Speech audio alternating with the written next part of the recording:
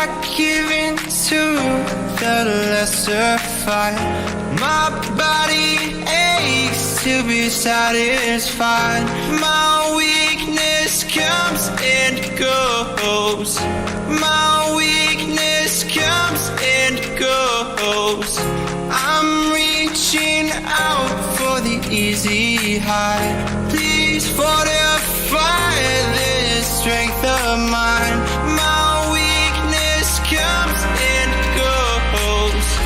My weakness comes and goes.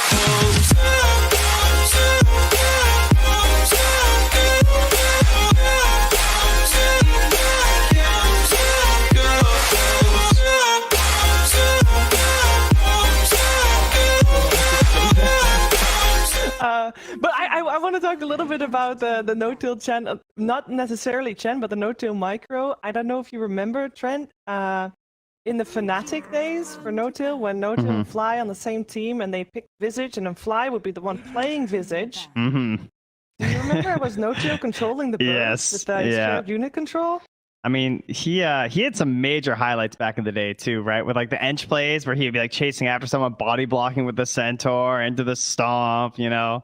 He's always been someone who is moving on to that. And then even I think he played some support Meepo at a time too, if I recall correctly. So he's always ready to I guess put the effort in to like play this big hero that can give you the chance, right?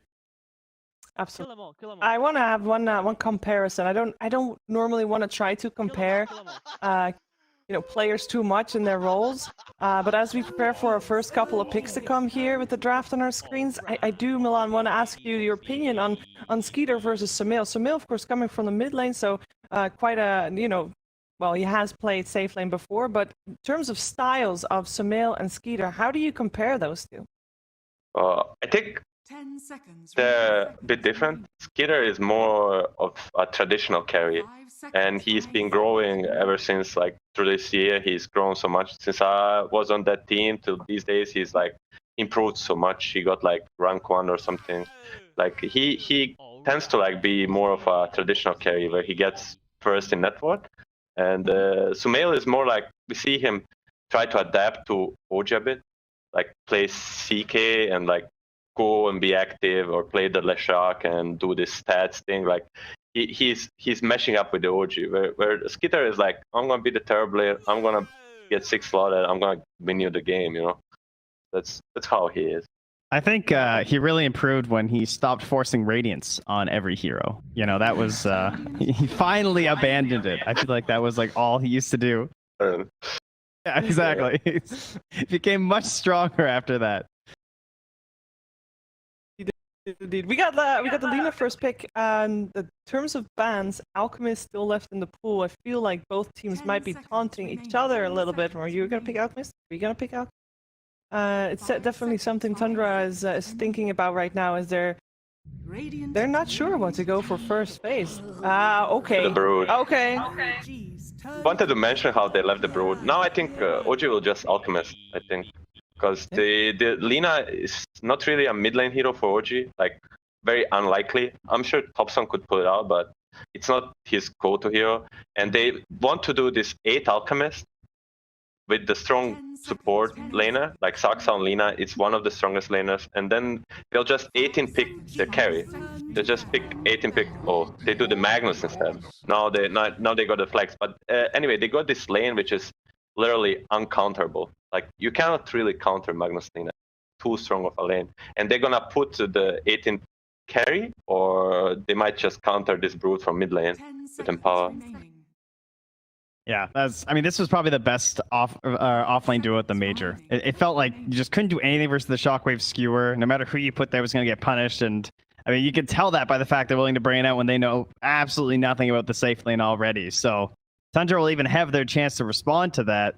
And frankly, there hasn't really seemed to be a very good answer other than, like, don't get Shockwave Skewered. Pick a ranged hero, maybe.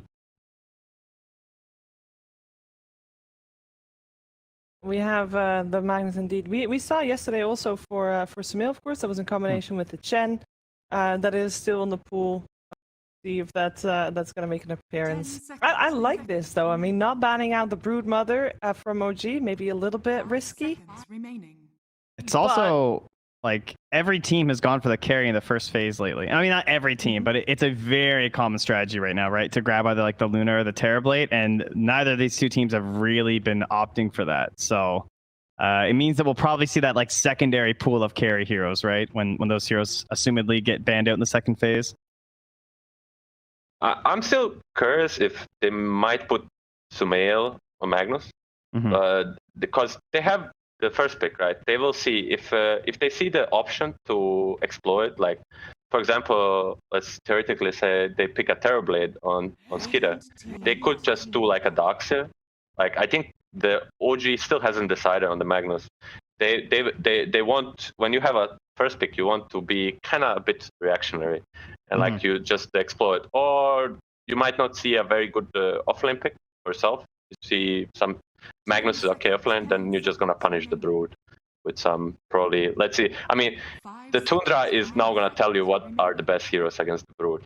Like they're gonna tell you that they don't like this Ember Spirit. I mean, that's probably a mid lane hero they don't like with the Empower. Now they're gonna probably ban up, I would say, Pangolier.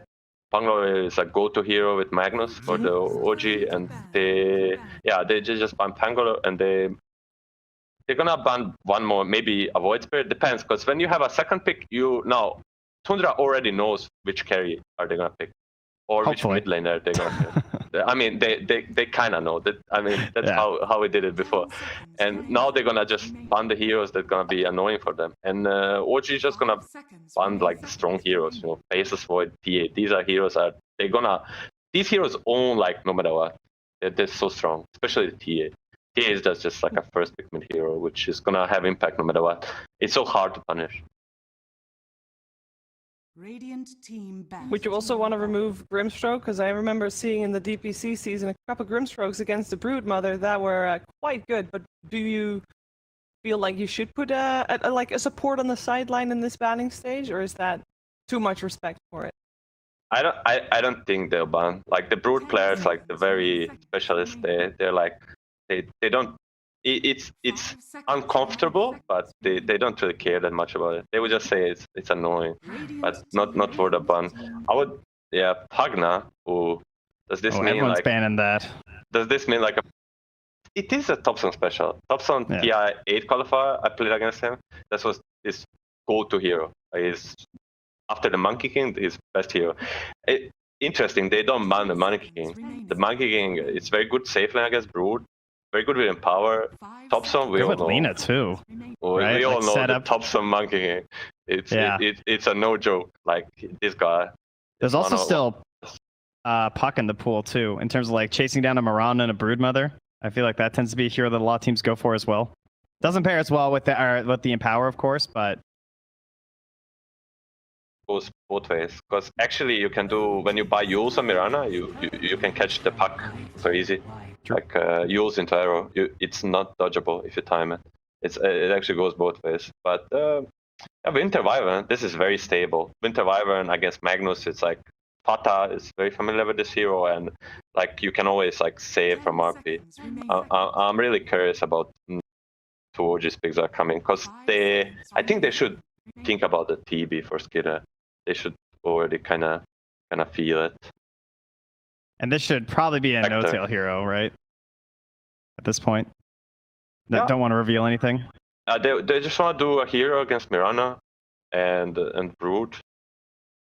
I wouldn't mind a Grimstroke, but I think they might want to some melee hero. Depends on. Yes, sorry. Go on. No, I was curious. Is Chen still an option? I feel like I gotta put it out there. It's okay. Never mind. Not into Wyvern and Wyvern Mirana. You don't pick a Chen into Mirana. It's not favorable. I mean, Keeper of the Light. It's like annoying, Brood and Mirana, but it's like I think it's about the bigger picture. It's about the next hero they'll pick. Maybe like a Tiny, or it really depends on what they pick up on Tundra now. But I think on Tundra they're looking Spectre or Terrorblade. I'm not sure how hot on Spectre is Skitter recently, because I just saw their games. I mean, I watched it before, but they won 3 games with Terrorblade. You know? I mean, if you Terrorblade here and then they PL, is that a problem though? I mean, you have Wyvern, you have Brood. I would say it's okay. like, it's again, I will use uncomfortable. I wouldn't say a problem. It's just, PL Magnus is kind of, it's like, you don't want to empower the PL. PL strength is like, you don't know which one he is, and he just burns your mana, but if you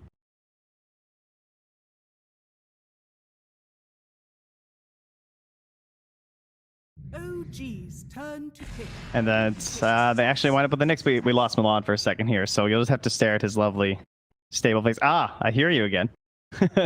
Yeah, we just need you back in the VMix, I believe. And then you'll be good to go. But yeah, they grab a... Okay, they grab the Knicks Assassin. So now this Wyvern, they've been playing that for a mid, right? In some of the qualifiers before for 9. He has messed around with that a little bit, so there's a chance of that, but we also have had like mid runs pop up too, so a couple of different possibilities here for Tundra now. For sure. Yeah. They got the last pick, so the overall last pick, they'll just see what the... As I said, they prepared this Coddle. There was a bigger picture. They kind of knew they're going to Bristol. And the Bristol with the Coddle, with the Magnus, OG is famous, very famous for this empowering strategy. I mean, not just the empower spell, but we're gonna pick the Bristol. We're gonna give him infinite mana. We're gonna give him a Belfurion build. We're gonna enable him to go 20-0, and that's what they're very good at, and they're sticking to their guns. Yeah. Now, every time that we've had PPD on the panel and there was an alchemist in the game, he said, you know, one of the heroes that's really good to give an early ags to would be that Bristleback. Is this something that you could still see in the cards, or is that off the table? 5 seconds remaining. I definitely can see it. I think the player most likely to play Bristol on OG is Thompson. It's like kind of signature for him. I'm sure. I don't think it would be Seb. It's not his cup of tea. And Sumail could pick it up, but I think that there's definitely a space for the Alchemist. Let's see what's Tundra thinking. Tundra's thinking Morphling ban. I mean, you play against Sumail and Thompson, you ban the Morphling. That's not unusual. They could use someone who could kind of like get the first jump a little bit better than just the Magnus right now, you know? Which makes me wonder if they should put like Mag as the 1 and get Seb something that can jump in a little bit. Or you get some sort of like the Monkey King, honestly, like that same sort of feel, but for Sumail. OG's turn to pick. I wouldn't mind the Monkey King, but it's so open. They just banned it. It's so open for OG. No matter what they pick, they can kind of choose their lanes as well. Like it's gonna be hard last pick for Tundra. It's gonna hard last pick for Skida. But I think that there's space for Alchemist. For Skeeter. But there's a Void Spit. For Skeeter, I think there's Spectre left.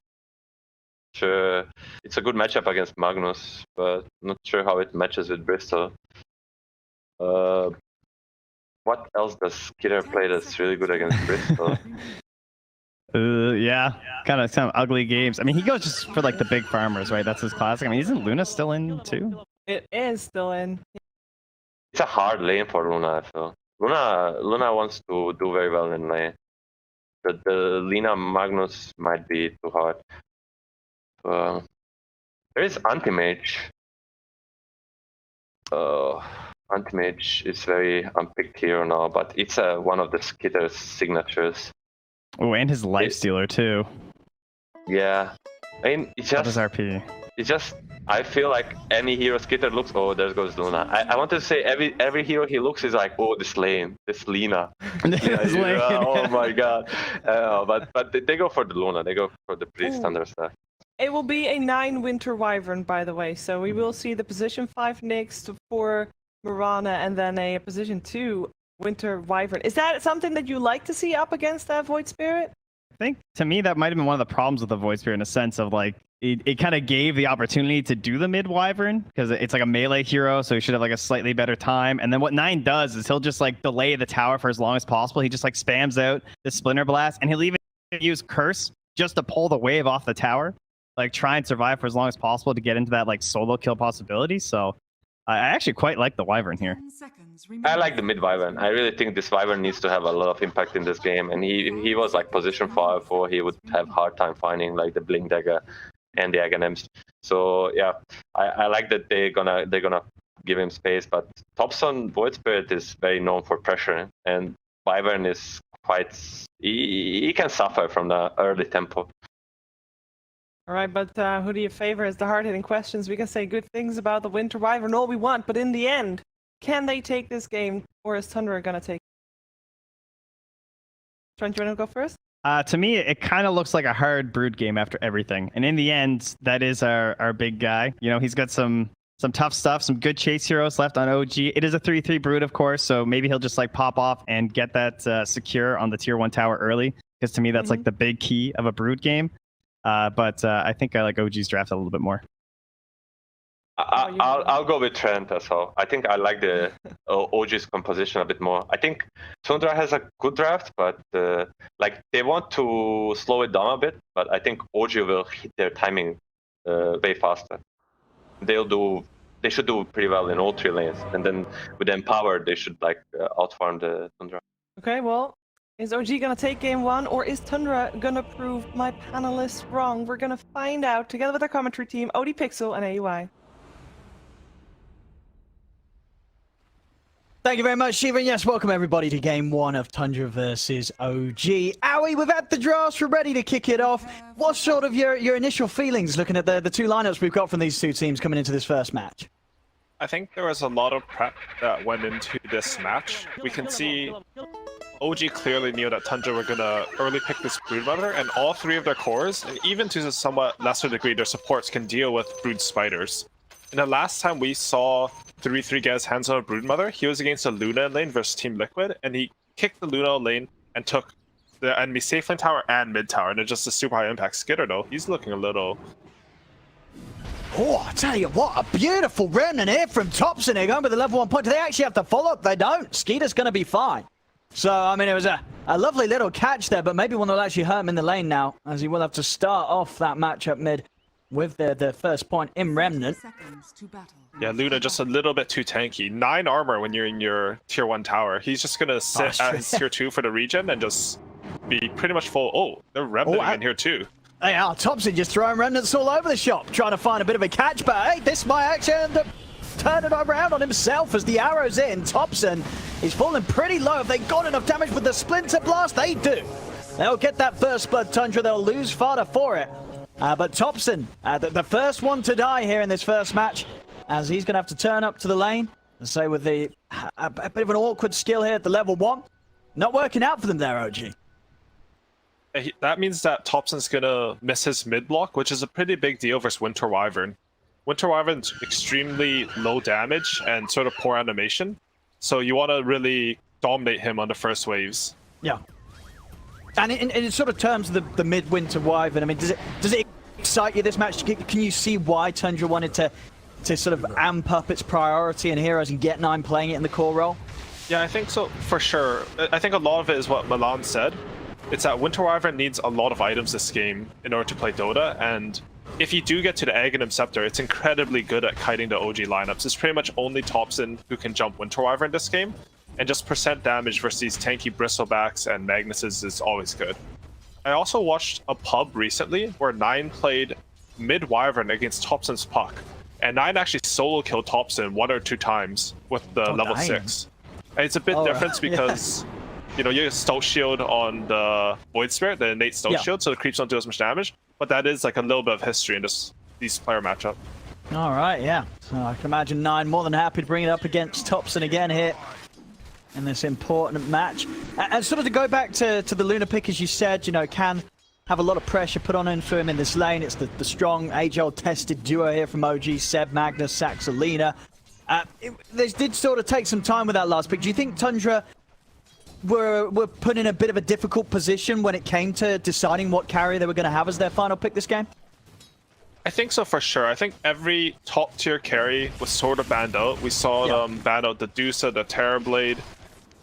1 second top lane. It looks like a little bit. Never mind, nothing's happening there. Psych, juked. But I think it's like it's sort of a difficult pick because Tundra sort of knew that OG wanted them to pick the Luna. But at the same time, I think they're very comfortable playing Luna, so it's not like they were unhappy with this pick in the end. No, there's still sort of timings that are able to be a hit. We'll see. Fodder, no turn onto him. Light strike down as well as the skewer. This will get him in position to get a good few hits in. He's still tanky enough to walk it off with the stick charges. Fodder will be fine. Looking at some of the CS so far in the matchups. What have we got? Mid 11 for 2 against the 11 for 0. Pretty much even here between 9 and Topson. On the top lane, 33. A little slower start when it comes to hitting the creeps, but same to be said for Sumail, really. They're pretty close. Nobody getting zoned out completely of the laning stage, all in all. And Mirana does have 6 CS, so that's a lot of where the top sits. It goes from 3-3-2. He's even level 3 before his offlaner. I mean, snaking on the Mirana. We saw in this Liquid match. He's a real core. Yes. You know, when that sort of gold goes to snaking early on when he's on his Mirana, you know it's going to a good place. Bot lane, though, they caught Skitter. Let's see if they've got enough for him. Skewer back. Not quite able to get him underneath the tower, but still hitting him pretty hard. I say that, though. Saxa, he might be the one to fall here. One more hit, not enough. Saxa's able to get round the tree line. Saxa won't go down, but neither will Skeeter. Skeeter able to step back in time. OG, even with the grab from the skewer, not quite able to set up for enough damages. Nobody ends up going down. And neither side with assault, so it's going to be a little bit of a weird situation in the lane. Fada's going to pull all his tangos to Skitter, but you can't heal him right back up there. I also want to mention that both the OG supports have also gone for a Basti Ring first item on the side lanes. I think it's like OG, they've always been a team that thinks about the macro plays, like the long-term results, and Basti Ring is definitely an item for that. Look at this top of this aggression for 33. He just tears Sumail apart. Look at the arrow connection onto No-Tail. See, No-Tail's able to get away. He's into the trees. Snake have a leap in a second, but No-Tail already with the south popping. Snaking will at least be able to cancel a good amount of that healing. But yeah, 33, just knowing the exact strengths of the Brood, Sumail just gets turned upon, and he can't do anything. In fact, No-Tail stepping back in range. They're going to jump forward. They're going to be able to bring down the Coil as well. Another kill here for Tundra on the top lane. As might have been a little slow on the CS, but I mean, you know, this is why they picked the Brood first. 33 in his element. He knows exactly when to get aggressive and when he's going to get away with it, regardless of who he's laning against. I'm honestly shocked by this. Caudal Brood, they're going on top again. Look at this again. Yeah. Just straight in on Sumail. A lot of stacks, but 33's got the stick charges. Just playing on the edge here, 33. We'll try and turn towards him, Sumail and No-Tail, but 33's into the trees. He's fine, Snake. He's got leap up in a second. Will also just be able to get away. The blast coming in, not enough damage. Snaking will survive. Caudal Bristleback has been one of those auto win safe lane matchups for like 8 years in Dota now. I'm honestly surprised that I wouldn't say Brood Mirana is inspiring in the offlane either. So they're playing really well, or the matchup is good for Brood and we just don't know about. But 3-3 plays a lot of Brood Mother. Yeah, he absolutely does. 1-0-2 on the KDS so far. Sorry, nothing happened. I have no idea what I'm talking about. No, I mean, you bang on this bottom, though. We've got to keep our eyes on it because both teams, Tundra and OG, really having a right poke at each other. Seb is out of regen. So is actually going to opt to take the trip back to base and give a little space for Saxa, but doesn't mean Saxa on his own. Got to be a little cautious. Skeeter does have enough mana with the one charge just to pop out a Lucent Beam. They've got enough damage here. Saxa on his best to juke away from the trees. And we'll tell with another stun, but that's going to end up killing him. Spike Carapace is up and ready. Saxa gets the lane left to him. But Tundra, they're able to make the most of Saxa being on his own, and they'll take him out of the game. And 9 is actually doing really well mid. I thought this lane would be more Void Spear favorite. Oh, top lane, they're poke him. Nothing's happening. I don't know why I look around the map. He's doing really well. And I thought it would be more Void Spear favored, but maybe because he had to take the Aether Remnant, sort of a result of the level 1. I think, because I really do think that it absolutely hurts. You know, if you're not sort of there to secure that advantage on the first level. Smoke from Saxa here, though. See if they can burst 9. A couple of jumps here with the Astral Step. Not enough damage. 9. He's okay, and he's also very hard to get on top of it. They does have the curse available. Saxa, with the stun, comes in, catches him off guard. Not ready for the setup there from the Lina, as 9 will get caught a little too far up on the high ground here at the mid lane. And that's honestly such a good play coming up from Saxa. Like, who would expect the bootsless level 4 Lina gank onto mid lane? Yeah, it's not something that, even though Lina died, the comms, hey, watch out, Lina might gank you, is just guys, Lina's dead, she has no boots. And then, you know, you get a kill on the enemy mid, which is huge because OG, if you look at their lineup, they really need Thompson to start rolling this game. Magnus and Bristleback, they're not the best heroes at making moves. It has to be Void Spirit starting every fight. Absolutely. And sort of Void Spirit is a hero in itself, right? This is a hero that doesn't play well if he starts falling behind. You are pretty snowball-centric when it comes to having impact as this hero. And even after that gank, though, 9 is still the same net worth as Thompson. The same for top lane, you know. 3-3 got a couple of kills, but Sumail is still the top net worth in the game. You didn't want that. The Vanguard now a very hard target for 33 to really punish and push out of the lane. So Sumail and Notel should be in a good position to hold off that sort of pressure that 33 wants to normally apply when he gets the Brood pick in these matches. I think he'll pretty much just look to cut the creep wave from now on. He has to be a little bit worried because Thompson has some TP kill threat or just running up there. But he'll feel very comfortable. You know, Snaking's going to take away the jungle's axe. Honestly, I'm a bit surprised how OG played to give the Mirana away. Because, you know, OG, they're going to get a lot of stacks up. They want to clear with the Bristle Magnus. But Mirana's just going to steal all the big creeps, so it's a lot less effective. Snaking. Keeping his eyes on the jungle here for now. See Skeeter down bottom, not quite having his free farm. Sumail is up top, but at the same time, not really under any sort of threat. Seb and Saxers seem to look to manipulate the creep wave, try and take away some of these potential gold from Skeeter. So the last time I saw 9 play Winter Wyvern, he went for Boots of Travel into Witch's Blade, into Aghanims, and then he actually bought a Silver Edge. So they do have a natural, it's like the 4th item, Silver Edge carry coming out against the OG side eventually. Yeah, that's gonna be pretty big. I mean, yeah, absolutely. In this sort of day and age where you just don't have a lot of break mechanics in there, knowing that he is going to have the flexibility with his build down the line to offer that counter to Sumail.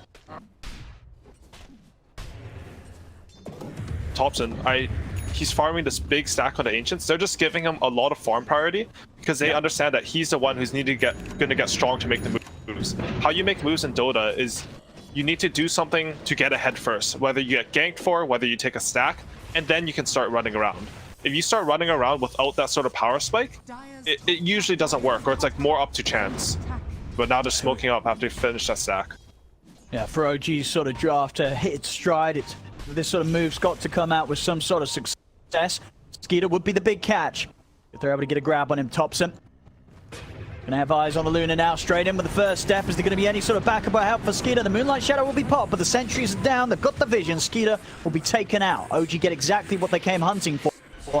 So if they can get anything more out of this, Tundra, they've got Fighter and Snake King coming in. They're still with the 3 of OG. Not really a fight that Tundra's going to look to take. Over in the river, Sumail moving in onto 9, but 9, he's out with the TP, nothing to put a stop to it.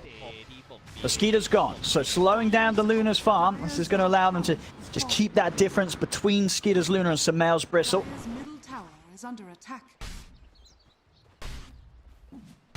3-3 though, he's now top network in the game, and he managed to, either they rotated Bristle back out or he kicked him out, but he took the tower and he's feeling very comfortable. Right now it's all going to be on this bot tower, whether Tundra want to defend. Oh, they're going to drop the RP here for Fada. They want to play it fast, OG. Now use the big spells here for even the smaller of kills, just to allow them the space to get these objectives taken away, and it will work. The tower will fall.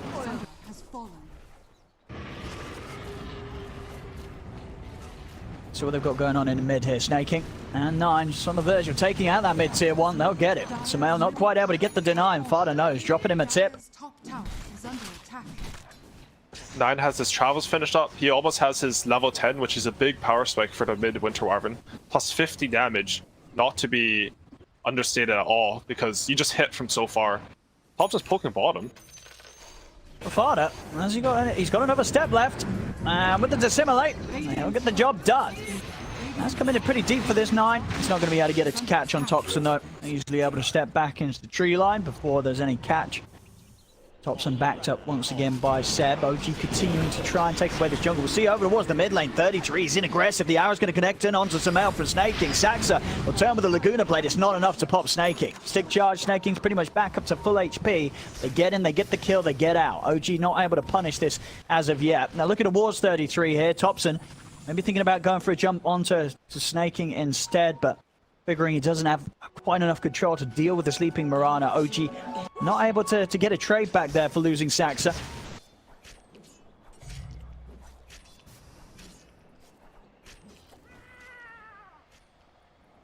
For 5, still close in this early game. I mean, do you feel both teams are happy with this early outcome, or do you think one of the teams is feeling a bit more pressure considering what they need to maybe achieve, you know, time-wise with the draft they have? To be honest, I think Tundra are the ones who are feeling a bit more happy. I feel like if you have a Bristleback, Magnus, and Voice Record, you would want to put a bit more pressure. I didn't really see Sumail get any of these really huge ancient stacks that I would expect from OG's play versus Nigma yesterday. Meanwhile, Luna, even though she had a bit of a rough game, she did get the triple stack animation. She is catching up. And Seb, 1 second here. They're on the setup. They're going to drop the curse. Thompson and Sumail are heading over. Seb will be able to get the skewer off, but the damage is done. Snaking with the Starstorm takes him out. Thompson jumping straight over to Skeeter, but the corner brace comes in place. Doesn't matter. Magic damage from the Dissimilate bursts the Luna. As Sumail and Thompson, they'll look to continue to try and chase down for more. Moonlight Shadow's popped. Do either the cores have detection on the front lines? They don't. So the Moonlight Shadow will allow them the safety. Snaking 9 to get away from them. But a big hit back there from OG again. Shutting down Skeeter. Skeeter just getting caught in the action that OG consistently trying to bring over onto Tundra's half of the map. And honestly, a bit of a weird TP coming from Skitter there. I feel like he's in the position where all he needs to do this game is sort of catch up. He had the hard lane. His other lanes are doing very well. He doesn't need to come to these weird fights where he might die. Certainly missing out on some of the timings he wants to be going for when he gets this Luna pick. They're looking for 33. He's up on the cliff. If they can find him, they can't. Fada's able to hold back Seb with the stun. Sumail still looking to try and charge in. Thompson ready to swing in from the side. They dive in on this. 9 has got the curse up in 20 seconds. It's not going to be soon enough to save Fada. Sumail straight in on top of the Nyx Assassin. Down 1. Not going to quite be able to get the catch on anyone else. Skeeter farming pretty aggressively here on the mid. Feeling confident with a lot of OGs showing their faces over on the top half. 9 setting up for getting set up on here. Thompson. Has he got enough? Is 9 going to be forced to use the ult to hold him back? And even if he does, TP's still on cooldown. We'll use the curse to buy him a bit of time, and it will be enough to save him. Curse is forced out, but does mean 9 gets out alive. Radiant's middle tower is under attack. So right now, OG, they're looking a little bit at what timings they have. I think they felt really strong whenever they had, you know, the double Vanguard or Magnus Bristleback. Well, they're looking to go on some male mid here, though. I see if they've got the damage for it. Bringing in the whole crew. Sumail is trying to turn and charge out of there, but they've got enough with the Eclipse coming pounding down onto the Bristleback. They'll take out Sumail. Not enough that the rest of OG, Notel and Saxa sitting behind could do to bail Sumail out of that. When Tundra, they're bringing absolutely everything here, making sure that they don't lose any more of these early towers to the aggression of OG, and so far certainly working. 15 minutes in against the high tempo lineup of OG, they've only lost the one tier 1 bottom, holding on to this mid lane. And you can see 3-3, instead of taking the safe farm at top, he's really positioned himself where OG want to be instead. He's just sort of forming a wall because he's going these tanky items. He has drums, good synergy with the Luna Aura, and a hood. He's very hard to kill right now. That allows Luna and Winter Wyvern to both take better farm on the map. I also want to say that last play, I think it was a really good read by Tundra, because even though Thompson was able to force out Curse bottom, they knew that he used his teleport scroll to do so. That read on the map, where Thompson can no longer get to mid, means that you can outnumber your opponent. Bristleback did a lot of damage and took a long time to die there, but if you can't get Void Spirit there, it's never going to be a fight for OG. No, yeah, you need Thompson to be that aggression, to get in, get damage done, whilst Tundra's focusing all their attention onto bringing down Sumail. Of course, going for the very Thompson-esque build, the Echo Saber straight into the Death Zone, making sure that he will have that physical damage to carry. Top, The setup onto Seb. Fada with the opening, snaking with the follow-up. Seb is pretty tanky, not tanky enough to withstand the damage from these three. 9 coming in as well with a bit of extra firepower. And straight away, TP's over to the mid lane. Thompson starts to step in aggressively. And by the time he's underneath the tower, Tundra here, OG again having to back off. Tundra just continue to find these opportunities to make plays out on the map, but still get back and still bring together the defense in time. Ooh, I like this from Thompson. He's gone for the Orba Corrosion Echo Saber, and then he's going into the Desolator. So he's identified that they really need to burst down Tundra's heroes. Even into a Winter Wyvern heal, you need to jump them, and they have all physical damage on the other core. So he's sort of doubling down, so empowering how much damage. That's something OG has always done, right? The damage reduction stacking, the amplification of carry, and in this case, it's like just amplifying your cores by minusing armor on the enemy team. Oh, absolutely. Yeah, these quill sprays are going to hit incredibly hard. As mid lane, OG, they'll finally get away with the tower. Tundra not able to hold on to it any longer. Brute force from OG finally pays off. Continuing to push in, the rest of OG hiding in the back with the smoke. Blink RP ready on Seb to start the action onto Fada. Gonna proc the return damage here from the spike carapace as they hold back. They want to look for something bigger to jump on, but Tundra, they're not showing any of the other cores here around the mid. Thompson will go back in onto Fada. There's the Vendetta at the ready. So still not quite able to fully catch and kill the Nyx assassin. OG, they still want action. Sumail, Seb. Aggressively, and they're in. The RP's there, straight in, gets the spider, the babies, everything. As Fada's down, so's the babies, and so's the mama by the looks of it. It's 33 trying to run down the cliff, but he's back in range of the damage from Thompson. Curse comes out from 9. Tundra, can they turn it around? Arrow follow-up, straight down onto the Void Spirit. Thompson and Seb, they are dead. Sumail running in on snaking, but another leap over the cliff line will get him away. Notel's got a blast coming in. It's not enough damage. Snaking will live. OG, they make an aggressive move there with Seb. They get 2 kills, a lot of baby spiders, but they lose both Seb and Thompson for that. Not a trade that they'll be too happy with it, and a lot of money as well. That streak of Thompson ended. 9 picks up a nice tasty bonus of 600 gold. Ooh, and Tundra, they got the best item for Winter Wyvern here. They got the Grove Bow. We can already see in that last fight. He got the curse off on Thompson, and he 100 to 0'd him alone. It's just one hit from the keel with the Witch's Blade, the curse, one ally hitting. You kill anyone. This Winter Wyvern, as soon as he gets his Aghanims, I think he'll be this huge menace on the map for OG. But OG, they understand this. They don't want to let Tundra get too far ahead. They're going for a Roshan here. Yeah. 25 seconds until Curse is back up. OG, they want to get this done before that threat's back in the game. 33 is going to start poking from the side. Could look for a steal here. OG's got to be careful of how quickly they pick the items up. As you know, Tundra's going to look to maybe get in on this nade. He'll drop in an arrow, but he doesn't want to commit with his body. He'll stay outside. OG get the space to finish Roche. Aegis now ready on Thompson. So now it's definitely going to be harder to deal with when it comes to utilizing these ults to burst the cores, especially Thompson. Thompson's going to have a chance to play out the fight with a second life. Thompson, he's changed his read on this game. He understood after that last fight that I need to jump this Winter Wyvern. So he's gone for the BKB. He's getting jumped here, though. And they're going to be able to quickly take that Aegis out of his hands. And pretty much as soon as it's picked up, it's gone. That's the Aegis out of the game. Turn towards Fada. Big Laguna coming in before Fada can even get the chance to do anything in return. So they'll delete the Nyx assassin and they'll start to try and swing around on the top. In fact, Thompson, he's getting incredibly aggressively onto Snaking, but Snaking managing to jump out of the combo in time. See if they can finish off Notel as 9. He certainly can by the looks of it. The damage, the reach, the range here with the Grove Bow. There's no escape from the core Wyvern as Notel will slowly, frostily burn. That Aegis pickup, I think it might be the most influential part of the game for Tundra. Because if they have Aegis, they had Aghanims on Bristleback, they had an Aegis on Void Spirit, they could have completely taken over the map. The fact that they don't have Aegis is a huge swing in Tundra's favor. Thompson. Little poke on a 33 Fada. Find the opening stun. Arrow for Snaking. Beautifully lined up, but they got the damage to take Thompson out before he can jump away. They do. That's Thompson gone. Nice coming in with the wraparound from the side. Seb's trying to TP out. The damage, it's too much though. Seb down as well. Eclipse ready to go. Skeeter turns. They've taken down all 3 cores here, Tundra. As Fada starts off the fight perfectly, catching Thompson in the trees with the opening stun. And OG, they fall apart entirely there. 3 cores gone.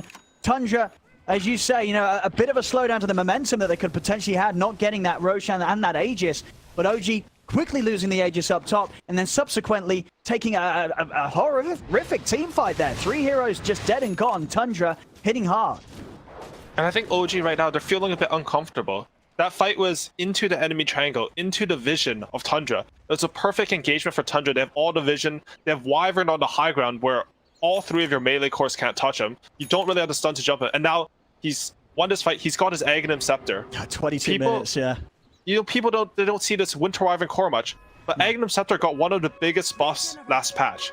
Now it gives you 25% move speed. It has great synergy with his booster travel. He's going to be zooming around and untouchable, constantly applying the slow, the percent damage and debuff as it refreshes with the Aghanims. And I don't know how Bristleback or Magnus really walk into fights. They have to kill Winter Wyvern in order to take any sort of engagement against Tundra. Yeah, I mean, and that's all on Topson, right? He's the agile hero that can look to make those jumps to get to the back lines. They're coming in with a Moonlight Shadow. They're prepared for the walls, but straight away the curse from 9 comes out. Holds back the offensive here from Topson. And Seb, they'll still look to get the jump in with the RP. Only going to catch Snaking, though. 9 able to step out to the side in time. Whilst the curse doesn't find anything, neither, of course, does the RP. A couple of ults from both sides. Not achieving much more than a kill on Snaking. 9 still, in fact, hovering around it. He's got fire with the setup. White Carapace catching Seb off guard here as the cleave gets reflected, and Seb, damage. He's gone. It's too much here. 9 slowly beating down upon him from pretty much an entire screen away there with the reach that this Wyvern has. So that's a 2000 HP hero with Vanguard. And Winter Wyvern, he killed him in like 3 seconds. Like his entire, like the last bit is slower, but he just does so much damage right now. And it's not even just, he has a Broodmother to frontline for him, a Potter multi to sort of hide him away, and as I said earlier, he is going for that Silver's Edge. He's ready to go again. As well. Yeah, Saxa getting caught out by Fud. I'll tell you what, they're certainly having struggles with this Nyx Assassin. I mean, sure, Fud has died quite a few times, but a lot of the kills that Tundra's been getting here has been Fud just setting up things, and OG getting caught time and time again off guard by Fud's positioning. A lot of his deaths is just playing Nyx Assassin. Every time you see a Nyx, he'll always have double digits death, but the impact of this hero has always been so high in all these qualifiers. They smoke up on OG though. They're tired of this little bug. They want Fada. They really do. They start to lead in onto him. Snakey's going to draw their attention away from it. See if Topson can come in to finish the kill. He's got the Remnant grab onto Fada. And they'll finally be able to get their... Oh, maybe not. Have they got any further detection? Oh, Fada will step back into the Remnant. But they actually don't on the front of them. They had the sentry down, but nothing else to keep the vision of Fada. Fada's able to walk away there. They pretty much have 4 members of OG up here trying to get a kill, get a catch onto Tundra. They don't get anything at all as Tundra continue to get away with being more efficient across the map. Skeeter now getting huge amounts of space down bottom after a bit of a rough start. A couple of fights that he turned up to a little too early. His game's completely recovered, sitting solidly at the top of the net worth now, taking over that top spot from Samael. Tundra just increasing this advantage. OG's got a hit with something, but Topson, he's been caught again. Topson's out, Snaking and 9 getting the job done. So yesterday, I learned that Chen was broken, apparently. When OG played it twice against Nigma, it looks absolutely fantastic. I don't know what it did, but they won the games. This game, honestly, Winter Wyvern looks like a completely top-tier hero. I don't know if it's because his lane was good. Maybe Topson had to take the Q at level 1. But 9 has done so much this game. He even has like this night vision. Arctic Burn gives you night vision. He has a night vision talent. So you can always see your opponents, and he's just doing so much damage. He sets up with a Winter's Curse into arrow. He's all across the map with travels, and they're catching Noto. Like Tundra, they're just outplaying OG on the map. They have this wave shove with the Luna illusions and Broodmother summons, and despite Noto going for this very fast recall shard, they're getting picked off everywhere because they can't control their lanes. They don't have enough information and vision. No, not at all. Look, I mean, he's not the bot. Look at this. 1 hit on Saxa. Look how much damage he takes. Look at this. That health just ticked down there. He's at 25% HP from 2 hits from Winter Wyvern. Oh, here we go, top. They found Fada. Fada found them. He'll turn with a stun. This time they'll kill him off. Fada's not getting away with that one. Good punish by OG there. I mean, most of Fada's deaths have been for the boys, but if you show a lot of heroes bottom, you probably can't push forward in the enemy jungle like that. He does scout out the enemy ward. A snare as well, but quite enough, and now nine's up here. A couple times there from Thompson where I feel like he's missed out on kills because he's not carrying dust versus the bottom Nyx. I mean, you're not wrong. It's certainly happened. It has certainly happened. Dire are scanning. They've got to be careful up in 9. He's got the curse ready to go. Arcane Rune as well. And he saw Magnus there with his night vision. Magnus can't see him, but he's just flying around in these trees. How do you catch this guy? Yeah, look at him. This sort of, I mean, you've got to get some Tinker Wards out or something. I don't know how you're going to keep eyes on 9 just sneaking around the way he is. He will now show himself to grab the creep wave. Cute little curse is used to try and get out of there, and he's away. The Remnant not quite at the right angle to grab him and stop him from TPing out. As 9 living on the edge, but he does do exactly that. He lives, he's out. He's back in the action. 33 getting chased down. Seb looking for the skewer back, won't quite be able to get the scoop on 33 though. 33 steps to the side. OG not able to get a grab on any of the members of Tundra. Tundra are able to regroup safely underneath the tower. They'll even pop a smoke here, maybe seeing if they can get a jump back on OG. Did they understand that they have bottom lane pushing, they have mid lane pushing? OG is going to have to split up here. They do have the Caudal recall, so the split up means a little bit less, and I think they realize that they don't want to go too far just because of Caudal's recall. Also, even on the Bristleback, who has, you know, he's a traditionally very tanky hero. He has Bristleback, he has Hood and Vanguard. One hit from 9 did about a quarter of his HP in that fight. It's a lot of damage, and now he's picked up the level 20 talent. He's slowing them for 52% from Arctic Burn and 25% from Witch's Blade. So you're moving at like 130 move speed when you play versus Winter Wyvern. You can never touch him. Yeah, it's going to be so hard to get on top of 9. Thompson, he's got to start the fight on him, but the question is, even if Thompson gets a grab on him, whether Thompson really does anywhere near enough damage to take 9 out on his own. He's got to have some quick follow-up, and that's hard to do with the heroes that OG has. 9 having a lot of space to play his game, and we're seeing it so far. 5-1 and 6 on the mid Winter Wyvern. Very strong. So from OG's perspective, if they can jump Winter Wyvern, oh, Fadas, he's breaking another smoke here. The backup, there's an arrow in onto Samael. Start to see 9 poking in on Samael. Got off Fada. Samael, he downs half HP, and Skeeter straight in with the Eclipse. Samael's got to step up to the high ground. Thompson's in with the Astral Steps on the Snaking. But the Cold Embrace keeps the Mirana safe. Thompson's having to back out for the remainder of this BKB. Over on the high ground here, 33 keeping eyes on Samael. Tundra, they're trying to close in on this. OG attempting to back off Seb. He's going to get back in with the 2-man RP. Light Strike right down onto the 2 cores. The catch is there. Seb with the RP. Is it enough to turn it around though? Skeeter's still able to get the BKB off, and it's still OG that's having to run. Samael goes down. Will buy back on the Bristle. It's Thompson. He's getting low, jumping back in aggressively with the Dissimulate to kill off the Spider. Seb, he's going to be off the mark with the Skewer. Won't be able to get the catch onto Weaver 33 and Snaking. As Snaking's able to leap over the walls of the Roche Pit back to safety. Buyback comes out from 9 with Roche up. Tundra, they want to make sure that OG do not have the space to take this Samael. He's got to be careful. He bought back for this. They've got to keep their Bristleback safe.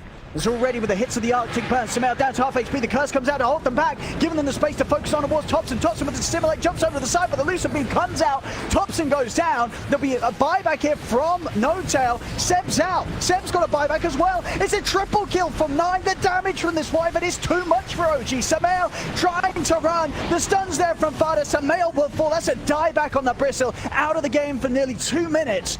OG will be able to clean up 33 and Fada in return, but they've got the buybacks. OG's 2 cores, Thompson and Samael, they do not. Tundra's back in with 5. OG's only got 3 to play with. Look at 9. He's chasing down Seb. Oh yeah, they just cannot get anywhere close to this Wyvern. Seb screwing out back to safety, Snaking, chasing them back to their base, giving all the space that Tundra needs to be able to step into this pit and claim this big second Roshan for themselves, get themselves the Aegis, Cheese, and Shard, with OG unable to do anything about it. So 9 bought back, and I think that means they're going to give him the Aegis. But I actually think Luna should take this Aegis anyways. Okay, so they do give it to Luna, because I think Luna's the one who's going to hit the high ground. 9, because he used that buyback, it just means he has to play a little bit more safe. Last fight, we saw this amazing RP come up from Seb. It caught both the 1 position and 2 position of Tundra out, but it just wasn't enough. 9 popped that buyback, and then there's nothing left to jump him. Thompson died, the RP was expended, and I don't know how much damage he did during that fight, but it had to be like in the mid-thousands. The move's going to be from Tundra now. Got the Aegis ready to go. Skeeter very close also to the Satanic. Mid Tops has been caught out. He's draining and he's gone. He's out of the game. No buyback on Thompson. Once again, just being caught out by these stuns from Tundra, Snaking and Fada each and every time. Making Thompson have a pretty rough one here. Another death on the Void Spirit, and that will give Tundra the space to take a fair few of these tier 2s, if not all of them, away from OG. But OG, they sort of also identified the problem in their team fight. You can see Seb, he's gone for an unusual item in the 8th lens. He actually does this a lot in pubs, but you don't see it much from other Magnus players. He just wants to play solely for the skewer. That extra 250 range, 225 range, getting them into your tier 4s and taking the best fight that you can. Oh, Skeeter! Oh goodness, nearly being able to 100 to 0, but not quite able to do so. Nine just comes in for the sidelines, curses it down, catches No-Tail, catches Saxa. That's the 2 supports out, no buybacks available. Sure, they brought down Skeeter once, but this was part of the plan for Tundra. It's why they gave him the Aegis. He's able to frontline it in, head over towards Samael. It's 4 dead. Samael just getting absolutely hammered down by the Eclipse and the damage from 9. As that's a team wipe here. Tundra, they've got the space to push in onto this top racks now. Fortification will come out, but OG, they'll have Thompson back up in 5 seconds, but everybody else out for nearly a minute. No buybacks available, and Tundra, they know it. Straight over to the tier 4s. GG is called. Nothing to be done here by OG as Tundra will take this game 1 with such spectacular stuff as the 9 mid-winter Wyvern, as they're going to be pretty happy with this one. Tundra pretty much out-creativitying the creativity you usually expect from OG here, Ali. Yeah, and yesterday, when I watched OG games, I had to ask if Chen was broken. But this game, honestly, like Winter Wyvern, as you already mentioned, 9, what happened that game? How much damage did he do? He did 34k damage when the Nyx highest on his team was 17k. Yeah. He did over double the Nyx hero, and it's not like he was just farming.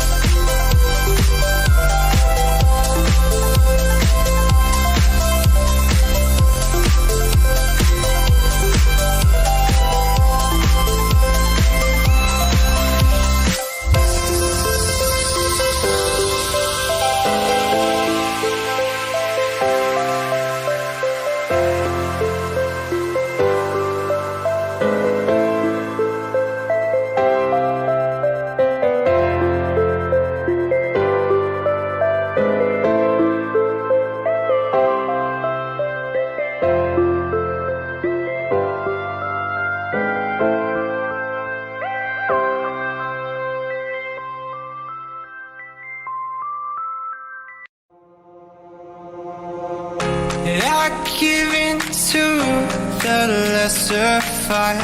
My body aches to be satisfied. My weakness comes and goes. My weakness comes and goes. I'm reaching out for the easy high. Please fortify this strength of mine. My weakness comes and goes. My weakness comes and goes.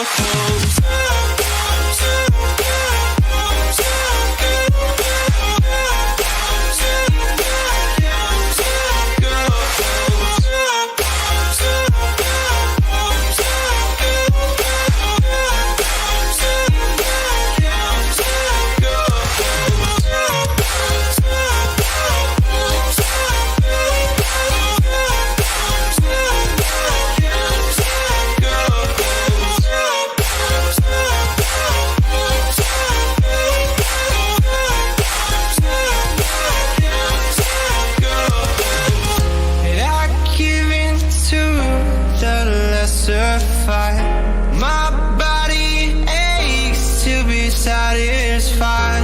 My weakness comes and goes. My weakness comes and goes. I'm reaching out for the easy high.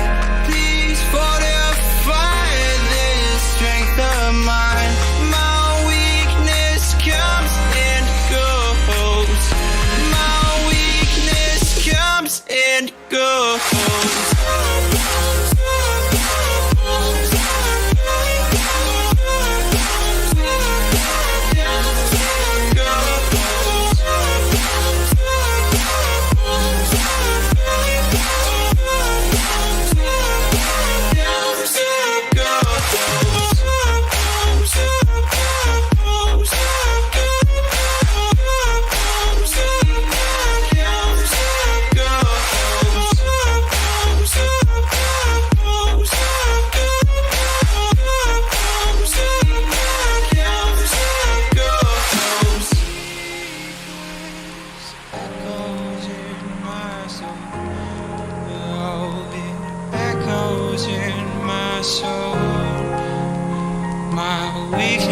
Comes and goes, it goes, it goes.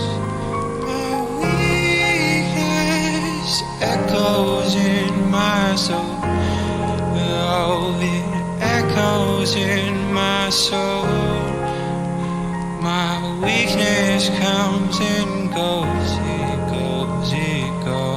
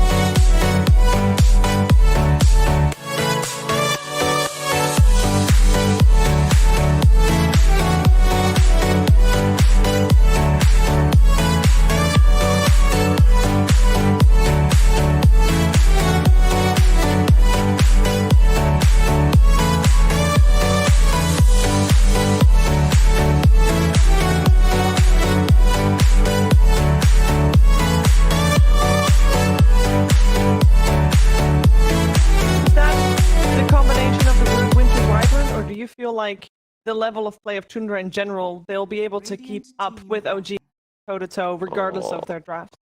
For sure, the capability of players is no question. Like Skita, 9, these are all not 3-3. All 5 of them are extremely talented players, and I think no matter what the heroes, they're up toe-to-toe to these players. But yeah, I think all four of these big teams, they're all like skill based, very close to each other. It's gonna come down to the draft. It's gonna come down to momentum. It's gonna come down to a strategy. You know, if you pick the strongest hero in meta and all the skill levels are same, you're gonna win just based on that. I mean, just pick the right hero, Strength. I think we're gonna have the draft in front of us very soon. But pick the right hero sounds very simple. We did have. Turns out the right hero might be already. Chen and Wyvern, so I, commit Wyvern. Who saw that coming? Not that simple quite yet. The spider is gone. We do have the spider is banned out. The ancient apparition still removed as well, meaning the viper is left in the pool. That was the hero that OG banned out previous game, and the Io and axe removed. Previously we had the axe and the gyro removed on the side of Tundra, so they switched it up a little bit as well. First pick goes with Tundra, Radiant side for Tundra once again, Dire for OG. Mirana. You can It's a never good go hero. wrong with it. It's a good hero. I mean, you're the Mirana specialist, right? Have you is there anything that you don't like playing against as a Mirana? Yeah, there's few annoying heroes, but I did, as I said, they're just uncomfortable. There's no real counter to Mirana, especially like countering support is. It's not really where you want to go. And OG goes to their second strat, right? I talked about this before the game one. They have two strats that they showed so far. I'm sure they have many more. But one is Magnus, the other is Alchemist. And now their Magnus got beaten. Now I'll just do the Lion Alchemist. And they do the Terrorblade for Skater. Like these teams, they knew this is coming. Like they knew they're gonna pick a TB if this comes out. And I'm curious how it's gonna pay off. They immediately banned the draw. Like this is also like a go-to OG hero. 10 seconds. I'm wondering the TV too, like the piercing and everything. There's one forgotten Thompson hero that we have seen in this qualifier, but not for OG. It's the Arc Warden. The Thompson is the Arc Warden specialist. Oh, It's please really- no. I've seen some games on that Arc Warden that I don't really want to. And Arc Warden has a good matchup on TV. That's why I'm mentioning it. Wait, does he still have Rune Fusion as his eggs? No. Okay, good. Maybe. I don't. I actually don't remember what his eggs I is know his now. shard is pretty dumb. Oh, the Wyvern is gone. That's an easy ban. Wyvern removed. I guess no real surprise there. But this is also something that Tundra was expecting to have happen, so I bet they have something new up their sleeves as well. I forgot, it's the second Spark Wraith now. Yeah. So you get Spark Wraith, and then another one sits there, and then it activates in 3. Oh, jeez. And then we didn't even have that back the last time we had those massive Arc Warden games. I mean, obviously the other regions are getting their 100-minute Arc Warden games right now, so.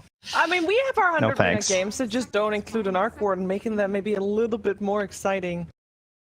You know, the Liquid Chicken Fighters earlier today. It definitely was a little bit of a brawl. We have got a Terrorblade in the game, so my standard question then is, do you, as Tundra, want to ban out the PL?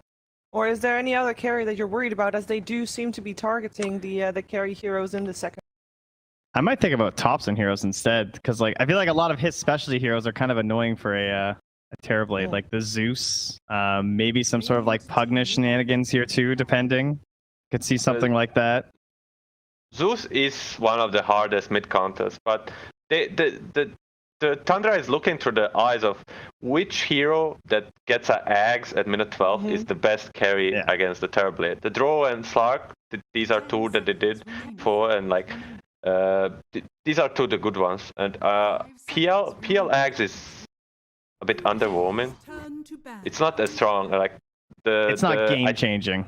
I'm thinking about the Gyro doesn't really have a good matchup on the Terrorblade, but with the Axe, with the flexibility of it being mid and carry for OG, I think we might see OG pick up the Gyro. It's also one of the better carries versus Mirana, at least in lane. Mirana hates. Yeah, sorry. What about the Mirana hates the carry that can help on side lane.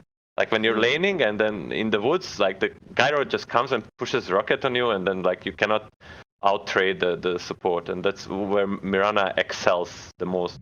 And he hates it. Sorry. No, sorry, I'm done. Sorry. It's okay. The other Axe carries that OG's gone for, that I have not yet picked up for in terms of which heroes they like when they have the Alchemist, is Dusa. They give her early Axe. We've seen during the DPC also the Monkey King and Void Spirit.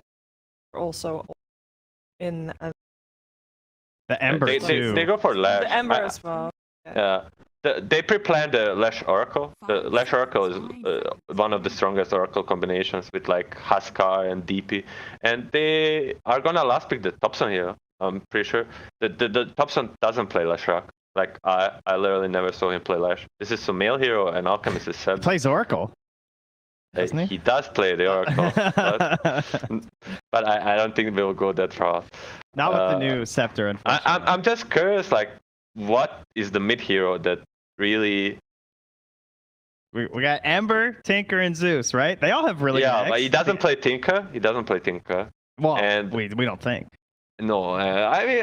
It's such a miracle hero. Shouldn't he play Tinker? A Miracle Doesn't it plays seem like a Tinker, hero not he should Thompson. play? Miracle does play, but Thompson, no. Thompson, he's a Zeus specialist, and they need, like... They still need the Arcs here. What does Lash... I mean, I kind of know what Lash Miracle should Axe play do, it too, but... guys. All right? I'm just saying. Yeah. Maybe Thompson, I guess, since he is the one playing in this game. Pretty good idea. We got a Tidehunter coming out, so that will be most likely our 33 hero. And that reminded me, for some reason, Tide and TA are linked in my mind together.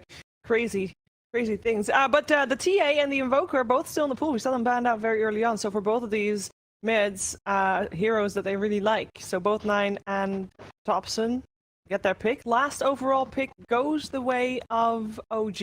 So they get a little bit of an edge there, if I'm calculating correctly. Mm-hmm. I think it should be the Zeus ban from the Tundra, and the other ban. I mean, I'm seeing the Dora buff says it's Arc Warden. I'm feeling the Arc Warden for Thompson. Depends on what they pick mid for 9. Like that's gonna give a lot of info for the OG. Like, all right, so let's say that you're thinking about that Arc Warden. What should 9 take to try and like dissuade Thompson from going that route? They need something to like help on backlines, like catching these oracles and lions. So they might think of like Void Spirit themselves, or like something that's gonna follow up on a Ravage and just kill. I mean, there's Lion, and you're like, oh, I don't want to pick a Spirit into Lion, but there's a Baron. Like you have this margin of error where you get stunned, he gets removed, you pop your Dissimulate or whatever, and then you still do your job. Or there's like a counter Ravage that makes you live through this first Sables. So I think they will go for a Void Spirit on Tundra. It's very 9 special hero. Another one of many of them. The silence is so good this game too. Yeah, so that's the goal. Just get the eggs and kill the Oracle and Lion, and then the fight is gonna play itself out. They ban out the Pugna and the Pango as the last 2 bans for Tundra, and we'll see what OG chooses to remove, because if they came to the same conclusion as you, obviously we'll see that Void Spirit removed. But they're taking their time, and they still have plenty of time. OG is definitely one of the faster drafting teams, meaning they've got a lot of bonus time left at the end to think about what they're going to do with their last ban and their last pick.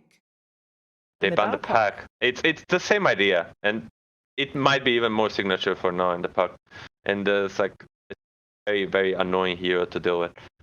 And yeah, I think I know Arc Warden has a good matchup on pack a bit, so that might mean that you still believe in it. I really don't. They kind of need a Terrorblade solution. This Lash is not good enough. It helps, but they still need Ember, Zeus, or Arc Warden. There's still an Ember, Thompson signature.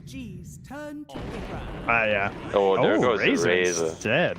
So that's not a leading stun though. That's kind of interesting. It does follow up well on Ravage, but that means that they don't really have arrow setup other than like Ravage. There's no setup. Yeah, the good Mirana players don't need it. Is the thing He's with not the even an Razor? arrow Mirana, dude. He's to steal your camps, Mirana. That's all he does. The Razor 23 is very hard to counter. Razor is one of the hardest heroes to counter mid. Like what counters Razor? Like Sniper and Queen of Pain. These heroes are not popular. So like now you're in this position where you need to counter a Terrorblade to win the game, but you cannot pick a hero that's gonna get dumpster on Razor, then you're not gonna have an impact anyway. So it doesn't matter that your hero is good against Terrorblade. So the Tundra are putting themselves in a very good position. Tundra, I really like it. And up one game. Ooh. Yeah. Okay, so it's Arc Warden playable though. You look at this like. It looks pickable. Yeah. Yeah. Milan with the foresight. Love it. One in the book. That means you have to go for them now. That is the rule. I hope you're Yes, aware. that is kind of the rule. Do you feel like this Arc Warden is still good enough for them to take this game then? Or is the third game? It's really hard to tell. If I knew what Lash Aghanim's do, I could say. But otherwise, I think I need to go with Tundra this game. Like 3-3, it's hard to bet against 3-3 Tidehunter and Skitter Terrorblade. And Snake King Mirana. I mean, this would be 5 games in a row. Four wins straight. Snake King Mirana. He watched all my replays, man. I can tell. Like, damn, they are definitely feeling it. Oh man. They actually have like all their signature heroes here. It's great, except for Razor. Razor's whatever. But everybody plays Razor. I mean, Skeeter. This will be Skeeter's 4th game of Terrorblade also, and the Razor. Yeah, no Razors. All right, I'm not jumping ship. I'll stick with OG. I believe in the OG prep. They've got their Alchemist. It's a strat for a reason. Soxa is just gonna, get perfect hexes the entire game, and they'll just win. It's fine. Okay, well, I think we wouldn't be opposed to that. It means we will get a 3rd game to this series, but let's find out what's going to happen. We're finding out together with Odie Pixel and AUI. Thank you very much, Shiva. Yes, game 2 between Tundra and OG. And indeed, as Trent says, we're getting pretty much both teams' bread and butter here, Owie. So sort of what's your read from these 2 drafts that we've got? Not too many surprises, really, when it comes to who's playing what. A lot of very familiar heroes. Yeah, I think both teams sort of knew exactly what was going to happen in this draft, and I always love when that happens because it means that it's sort of a clash of ideas between both teams. If you go in and both of you are picking your best stuff, knowing what the opponent's going to pick, you're saying your ideas are specifically better about the game than theirs are. And I think that's what's going to happen this game. We'll see who has the better ideas, who is left, who is right. I mean, and in your mind, looking at this, whose idea do you prefer? I personally prefer Tundra's idea here, actually. I don't think that the Aghanims from Alchemist has as high impact on the heroes from OG. Maybe the Arc Warden one is really good. It basically doubles your Spark Wraith, which I've never seen it, which is why I can't say, but I could imagine that being really strong, being hard to run into, and then you put a lot of Spark Wraiths, you farm them out with Alchemist, and you eventually outscale them, or something like that. I also want to mention, the draft was really cool this game, because there's just a lot of sort of prophylactic picks where they're gonna pick Mirana, so you pick Alchemist, and then they're gonna pick Terrorblade, so you pick Lion with it, right? It's like preempting the move.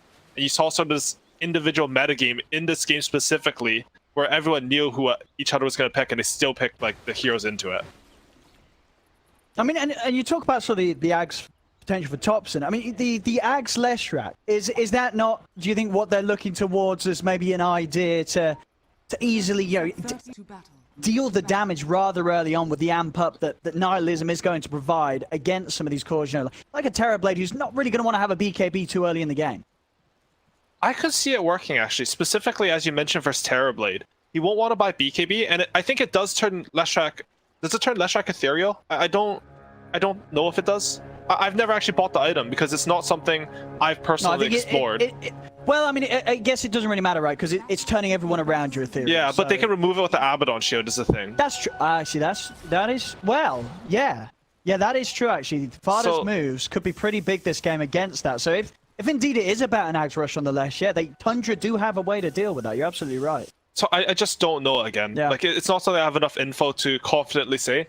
I would say it's probably best on the Arc Warden, but so far they've given all the items to Sumail, just sort of accelerated his gameplay. What I've usually liked from OG, how they use the Alchemist, is they always accelerate their carry with it. I don't feel that Leshrac really accelerates his game in the same way a Monkey Kings or a Drow Rangers would. Well, we'll see what sort of idea they have got going for the near OG. As we say, definitely it's going to be played into some of Tundra's finest in terms of heroes that they've just been winning consistently with. Big one being the Skeeter Terrorblade He's got to have a solid answer to it. In bot lane, Skitter, he's picked this Terrorblade specifically versus Alchemist because of Acid Spray. He has 9 armor right now. Acid Spray does way less than it did. Last time OG was playing this, they played it versus Spectre and an Axe against a Viking. It had huge impact in the lane. I would say it won both its lanes there. I don't think it's going to be the same versus Terrorblade. Top tower is under attack. And when you sort of look towards the 2 big cores of both sides, you know, how does the timings of an Arc Warden clash or compare with that you expect to reach as a Terrorblade? Like, what sort of different portions of the game are we going to see these heroes, you know, hit each other the hardest? So this was a huge matchup during the KL Major. It was the 3 carries there were Terrorblade, Arc Warden, and Morphling. And what happened in that major was actually people would start running Terrorblade mid. It was Ramses and Arteezy specifically against Arc Warden. And you would actually win that matchup because you had illusions to tank Arc Warden spells and you just out CS them with meta. They didn't go to opt for that for Tundra this game, but what that sort of taught me, that meta, was that Terrorblade does have a tempo advantage against Arc Warden if you can have a really good lane. I do think he's going to have that this game, so if you can get something like Dragonlance, SMY, you know, some BKB, even a Blink Dagger at some point, we could see Tundra going for like a lot of tempo and trying to end this game. Absolutely, yeah. And for 6, what have we got? Sorry, I just clicked on 3-3. I think he's starting no items into a Helm of Iron Will Rush. And he's gotten away with it. I'll tell you, so 11 CS. He's going to go for Dominator first, which is really good because it allows him to push Leshrac out of lane. I was thinking at the start of this game that I'm a bit worried because Leshrac should have a good timing against Tidehunter. Once you hit 6 or even level 5 with the Edict, you can push him out of lane and Tidehunter doesn't really have any counterplay. However, the Helm of the Dominator completely nullifies it because the armor works against Edict, which is a huge deal, and Leshrac can't stand against the Kree. This is a really cool idea coming out from 3-3. He always has some fresh ideas about Dota. I love it. I mean, he absolutely does. We saw it in the other series again, the other day against Liquid, right? Again, where they're 11k down. He was also playing the Tide. He goes for the Aghanims first item, plays a huge part in turning it around, holding from the high ground, and as you say here, once again, doing something a little different that could have pretty big impact quite early on in this match. And I think the cool thing about it is just how pre-thought and how well thought out the ideas are. In that Tidehunter game that you mentioned, he went 4-1-4. So he is thinking about that build since level 8. Like, that's so much earlier in the game than what you would expect. And it ends up, I honestly think that build ended up winning them the game in the end. Like, it stalled so much. I'm curious to see how this Helm will work as well, because he is having a pretty good lane, even with Mirana sort of roaming to the enemy jungle here. Absolutely is. And to tell you, he's not having a pretty good lane. Bottom lane, 7 Saxa. They are getting bullied pretty heavily by Fada. Fada continues to just sort of run the 2 of them out of the lane. They're having to pop a lot of regen. Saxa having to take the walk back to base. As Fada doing an excellent job of just securing Skeeter all the space in the world. There's not going to be any early pressure on this Terrorblade. Same to be said for Sumail. Both side lane position 1s getting good farm right now. The mid matchup, 22 from 7 on 9 against the 50 for 1 for Thompson. They might have him actually this time. Skeeter with the Metamorphosis, a few hits. Get another one in. They're looking to dive. Miscalling the shield, not enough. Skeeter's trying to cut through the trees to find him. Won't be able to get the vision though. So Seb will live. Very low on the regen. Sax has come back into the lane, has brought a salve with him. So we'll be able to top Seb back up. So Seb can remain down here. I also want to mention that 9 is having a fantastic lane versus Arcord in the middle. There's even a Marauder roaming on him here. Ooh. Thompson having to juke the arrow. We'll keep him alive. I'd say that Snake King's in, leaping forward. He's looking for Thompson. Needs a couple more hits though. Thompson's starting to salve up, sneaking around the tree line. Snake King, he's not going to have enough damage in the tank to finish him off. Still has 1 leap left to try and break away from the 2 of them. But Thompson, he's got the Flux skilled, and they've got the nuke damage with the Purifying Flames. They will be able to punish Snake King for diving in deep. And of course, at the same time, down bottom, OG, they heal up, they're able to strike back, and they do manage to get farther out of the lane. Yeah, and in both lanes, the Tundra support sort of going down. Both in lanes that they're already winning. They're going for Seb here, though. They pop out the shield. The shield damage from Fada, it blows him up. Saxa will turn with the Hex. See if they can run him down. They can run him down. They have boots. They've got a shield as well if they want to look to dive the tower, and they do. Skeeter shielded up by Fada, they're in. And Tundra, they'll hit back just as hard, getting the revenge there for losing Fada earlier in the matchup. I was going to say that it's a huge deal to get kills in lanes where you're losing, but Tundra immediately strike back, and they're not done yet. They're going on to mid here. Yeah, this aggression here, straight on to Thompson. Thompson continues to have no tail stand by his side. Fada's swinging over. They'll get in, they'll land the slow hit with the reach of the field. They'll take out Thompson, they'll take out No-Tail. Double kill for 9 in the mid lane as Tundra, already just 5 minutes in, making huge moves across the map. They're at a 2k lead. OG's not ready for this pace. And this is a completely different answer than what we saw from Viking against OG's Alchemist. In that series, Alchemist was free farming. This one, Skitter, I mean, it's not like Alchemist is getting full zone from the lane or something, but he's almost doubling up. Doubling. 9. Oh, 9. It gets another one, enough mana with the 1 charge to get another plasma field off. I mean, 9 already starting off 6 minutes in, 3 kills here for the mid lane Razor. He's really beasting it, and Razor is actually a hero that can take over the game. We were talking about this Terrorblade versus Arc Warden matchup, but something that completely breaks that is if Aghanim's BKB Refresher Razor just runs in at the Arc Warden. There's nothing to prevent Arc Warden from getting got on, even Oracle save. Oh my god. He just solo killed him, or? Snake's in, he has the illusion on him. Okay, it's illusion. Okay, that's great. I mean, yeah, Skeeter picking up kills whilst he's chilling, hitting the creeps in the lane, thanks to that illusion being sent over to back up Snake King's move. I mean, this is looking pretty rough, Howie. We're 7 minutes in, they're at a 3k lead as Tundra, they're popping off big time very quickly to start. Thompson mid, he's trying to TP out. Have they got enough damage? They don't. Thompson will manage to get his main self back to the base. Still, it's back to the base. It's going to be time off the map for Thompson as Thompson continues to have a slow start. Samael, he's come over with the rotation. See if he has enough damage to take down 9. He doesn't! A terrible rotation there from Samael will cost him his life. 9 gets another kill. No-Tail's running up to the high ground. 9, he's going to look to chase this down. 33 turns with the Helm of the Dawn Wild Wing Ripper to rip No-Tail's life away from him. Have you ever seen those videos of like a Ogre Magi pretending to be a neutral creep? And then he stuns the enemy when they come to farm it, because that's what 3-3 just did with the Swallowing Ripper. It was just in the jungle. It's pulling random waves away from OG. Last time OG played Leshrac and Alchemist, they had like 4 times 3 stacks in their jungle for them to accelerate. But Tundra, they're just playing at such a high pace that OG supports aren't able to do this. They're running them over on the map. They really are. And there's a lot of supports to run over with sort of the start that they're having on the Alk and the Arc Warden. They've got kind of 4 supports going at the moment, OG. They're falling behind big time. Ooh, I just thought Tidehunter, I think part of what he can do with his creep as well is he can just stack ancients from himself. I think it's something 3-3 would do. And it's they're Moonlight Shadowed onto Thompson here, just taking over the enemy triangle. I mean, where are OG going to get the space to get their farm on these cores now?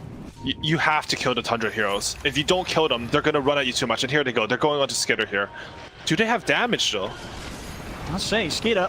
He has got enough for the 1 charge in a Sunder. See if he gets it off. 1's popped. And he's not actually quite got enough mana for the Sunder as of yet. We'll step to the side. And he's going to be fine. Saxa ticking down to the damage of the urn. The illusions are out. Skeeter, he's going to be able to pick up a kill on Saxa. Samael at the same time dying to 9. Was that a solo kill by 9 in the mid lane with the help of the Dark Troll Summoner? In fact, from the Helm of the Dawn that 33's playing with from across the map. I mean, this is just a pure highlight reel for Tundra. Oh my god. The plays they're making are so cool too. Like who Leshrac versus Razor, if he runs at you, you know, you can TP out, he has no cancel. But 3-3, he's just adding onto his teammate's play. Suddenly there's 1 creep mid. It changes the dynamic of the matchup, and Tundra, they're putting pressure on all 3 lanes right now. OG CPing in for the defense in mid, and they've got the 3 of them. They've got to be careful with Samael though. Samael was the only core that was really having a good start. He's come to mid twice and died 2 times to 9. And we'll get the catch on Snake King. They've got the damage with the 3 of them. 9 trying to poke back in onto Saxa, but he won't head up to the high ground. So OG will get themselves a kill. And they need a lot more than that, though, to recover the deficit they're at right now. That's a very important kill. Anytime you're behind like this, the only way you can sort of move forward on the map is if enemy heroes are dead. Because Snake King is dead, you know, you can sort of, you see Thompson, he can push a little bit further bottom. Maybe Alchemist can farm a little bit more. I mean, Tundra, they're so far ahead that they're still oppressive, but it's a good start for OG to try to come back.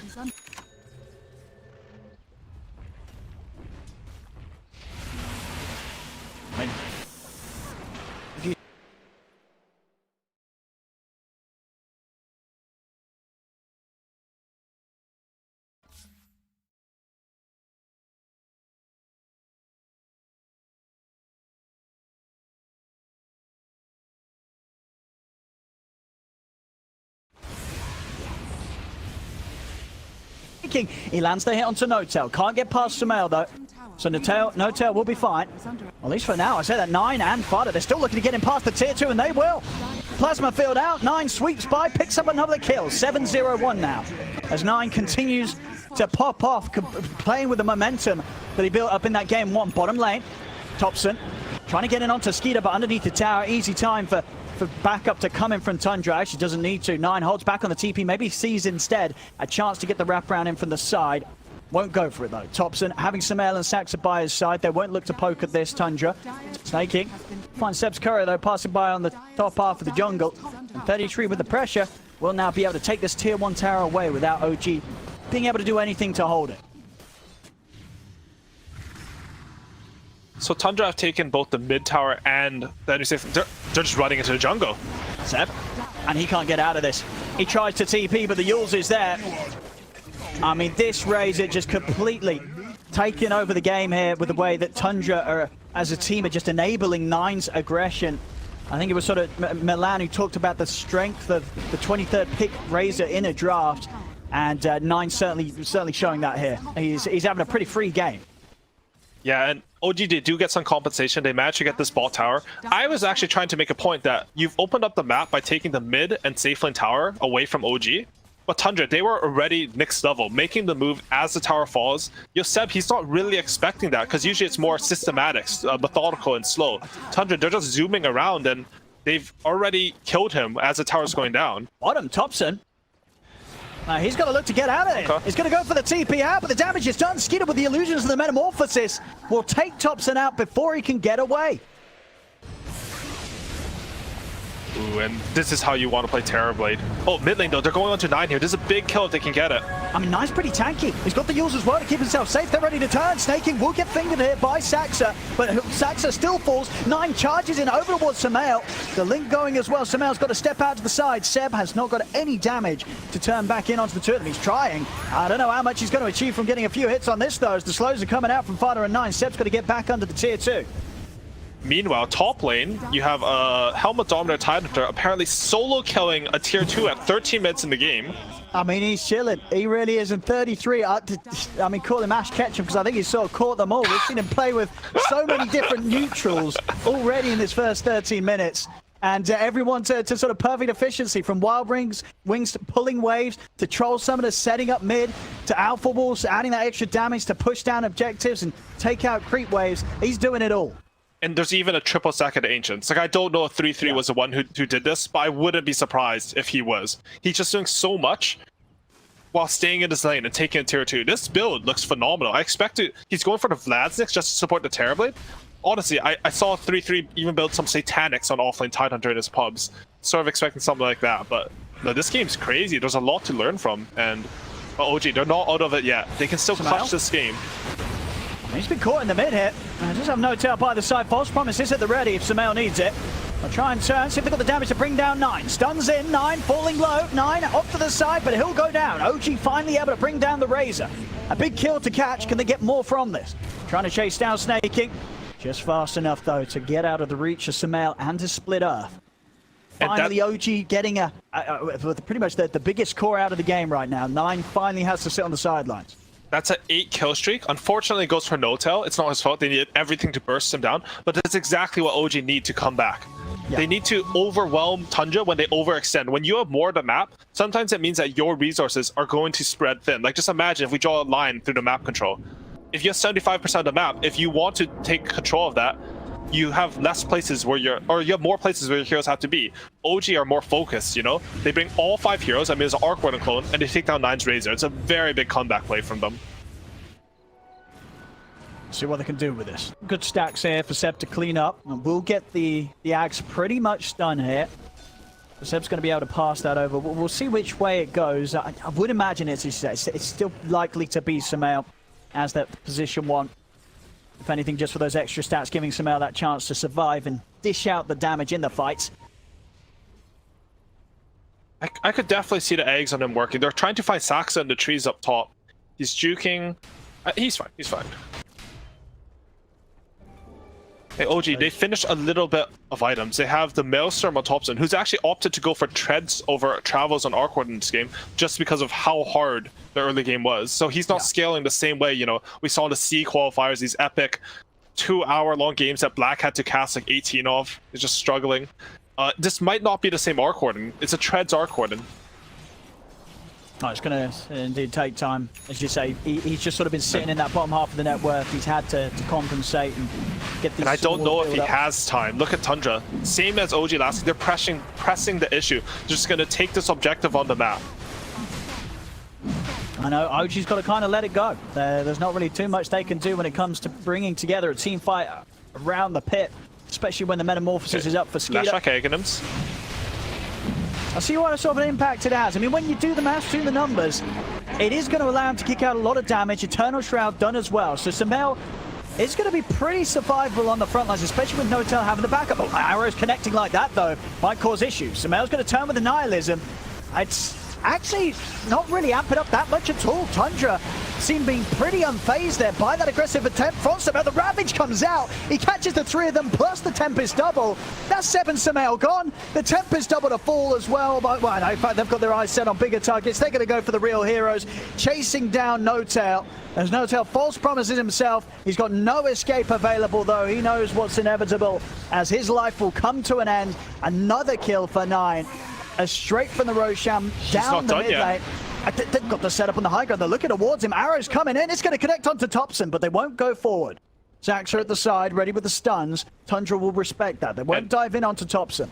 Look at this play from Fada. He's even dragged the bottom wave. The amount of efficiency coming up from the wave drags, everything. Tundra's side is phenomenal, but they're going on to Tidehunter mid here. This is their chance. They have no Ravage. They're in. Stun control. Fada, he'll offer up an emphatic shield. It won't be enough to save him. Finger comes in big from Saxa. They'll burst down the tide. Honestly, one of my favorite things from the last fight was that looked like overwhelming force from Tundra. But Skitter was actually just farming his own Ancients in Triangle during that fight. So they got this extreme efficiency, dragging the bottom wave, getting Ancients, winning the fight. You know, they had the enemy shrine all at the same time. And they're up 8k gold. They don't have Ravage, but one of the benefits of playing with these fast lane shoving heroes like Terrorblade, Mirana, Razor is that if you have cooldowns, you can always split push the lanes. That's even ameliorated because they pick up this illusion rune. And man, it's hard to play OG's map right now. They're doing a good job punishing Tundra when they overextend, but there's not that many opportunities when you're behind. The time are definitely still ticking for them in the sense that once Skeeter has his next time done the Skadi, they're going to be in position, Tundra, to start approaching high ground sieges. OG's got to be prepared. They've got to have some sort of defense to come in. A lot of it's going to rest on Sumail, what he can do as the Leshrac. You know, anytime OG do run this Seb Alchemist, getting that Ags and fueling it into Sumail, it does mean they're sort of going to be playing a core down, and even more than that this game, with Thompson still needing time to recover, get himself a few items. See, up in the jungle, they'll go to look to burst down 9, but 9's got the Aegis. He'll be ready for another round. 15 seconds until the Ravage is back up for 33. Fada getting focused, still has the borrowed time to rely on Sumail. He's been silenced. False promise comes out from Notel to keep Sumail alive. Over to the side, they're on to Thompson. Thompson gets blown up. As Thompson down, they're heading towards Skeeter. Do they have the damage to take down the Terrorblade? They don't. Skeeter turns, gets the Sunder off. Ravage is ready to go. 33 catches all remaining heroes on OG. As OG get team wiped by Tundra. Tips out onto Seb. And you know, OG, they're trying. It's close. Terrorblade almost dies there. They just don't have enough damage. But Tundra, I think that was a Ravage like coming down in cooldown during the fights. They're baiting out the fight. Perfect Ravage, and now look at this. And you know, Tundra, they're doing so much on the map. They're hitting mid tier 2. They're hitting top tier 3. They're just doing everything. Even Snaking's running to get bottom control because they understand the state of this game. Their win condition this game is not necessarily to kill the Raxes, it's to get full map control. Don't let Arc Warden and Alchemist farm. Outscale them because you have a refresher on Tide. You have more items, you're stronger that way. It's a very methodical, like, proper way to play Dota compared to like a lot of the more aggressive approaches. Snaking. Oh, sounds up. Remember the blink. You're going to be able to buy enough time for the rest of them to head over. Sumail going to be able to get close enough by the looks of it. And if anything, has to be a little careful. Skeeter is in the neighborhood. And meanwhile, 9, he's killing off Seb top. Seb steps up, a quick kill onto him. OG, they really want to, they're still trying to go for this, but the Bros under there from Skeeter, keeping Snaking healed up. Sumail still on the front lines as he got enough damage to kill Snaking. He's trying to chase him. Snaking will finally fall, but it's been a lot of pressure here from Sumail. Sumail has got enough to deal with the rest of them. 9, he's in with the BKB, ready to chase down Sumail with the static link. It's Thompson, he's been surrounded by 33 Fowler and Skeeter. Thompson's trying to fight them off. He's got nothing to offer against the three of them as Thompson goes down. 9, still with the movement speed, closing in on Sumail. Another slow from the plasma field. Real Scepter in 8 seconds, not quite soon enough to grab him. Meanwhile, in the trees, Skeeter's on the hunt for Saxa. Saxa jumps out to the side, but Skeeter's able to find him with the reflection as Saxa slowly dying there to an illusion of himself. He will live long enough to TP out, and in fact, it's enough. They don't have any vision or ways to cut through the trees, so he won't die today here. Saxa making it back to safety. And the same can't be said indeed for some of OG's cores. Thompson down again. Tundra now in position to push this bottom creep wave round and take away that final tier 2. Still just at the early timing here of 21 minutes in. I even just watched Fada run into Ulk's acid spray and deny 2 range creeps 21 minutes into the game. And another great fight for Tundra. You know, Skitter, he saves Snaking for long enough, baits OG in, and Thompson, he comes in and he's just stuck with the treads. He can't get out. Also, I didn't know how the Leshrac eggs works, but it does make Leshrac ethereal. I saw in that fight. It gives him extra move speed, and he doesn't take any increased magic damage. So it is quite strong, a lot stronger than what I expected. But my apologies to the audience, because honestly, I have never, like, I've seen the item like once or twice. It's not something that we usually see, like a lot of OG strats. Yeah, I would say, don't worry, Aoi. It doesn't even say in the tooltip that it makes himself. No, why would it? You don't deserve to know from Dota. We can blame Valve on that one. Seb, they've found him. He's going to get the ult off. It doesn't matter. Skeeter at this stage with the Skadi pretty much done 100 gold. Now, what can you do? This is the Terrorblade at that incredible mass, at this incredible timing that has enabled the hero to just do so well. Particularly in the hands of Skeeter, finding success again and again. Maybe a few more times than you'd maybe expect teams to let him have it. As Tundra, we did see very comfortable draft, comfortable picks, and it is showing much more so than what you'd maybe expect from OG with this sort of lineup. OG not having a great time at all here. Down 29-9, 14k lead at the moment for Tundra. OG's got to come out with something spectacular to turn this one around, because at the moment, it's looking like Tundra are going to have the clean sweep here in this series. Yeah, and look at Saxa. He is beasting it. He prevented a tier 2 death just by sort of pulling the wave. Sumail. Run in on him. 33 has got a Ravage as well if he sees a good chance to get in on the fight. Sumail trying to turn things. Fada, it's got the borrowed time good to go. Won't seize an opportunity for the Ravage, but they can play it cool here, Tundra. They don't need to force any aggression. As long as they're not losing anybody, they're fine. OG just got their second tier 2 neutral item, by the way.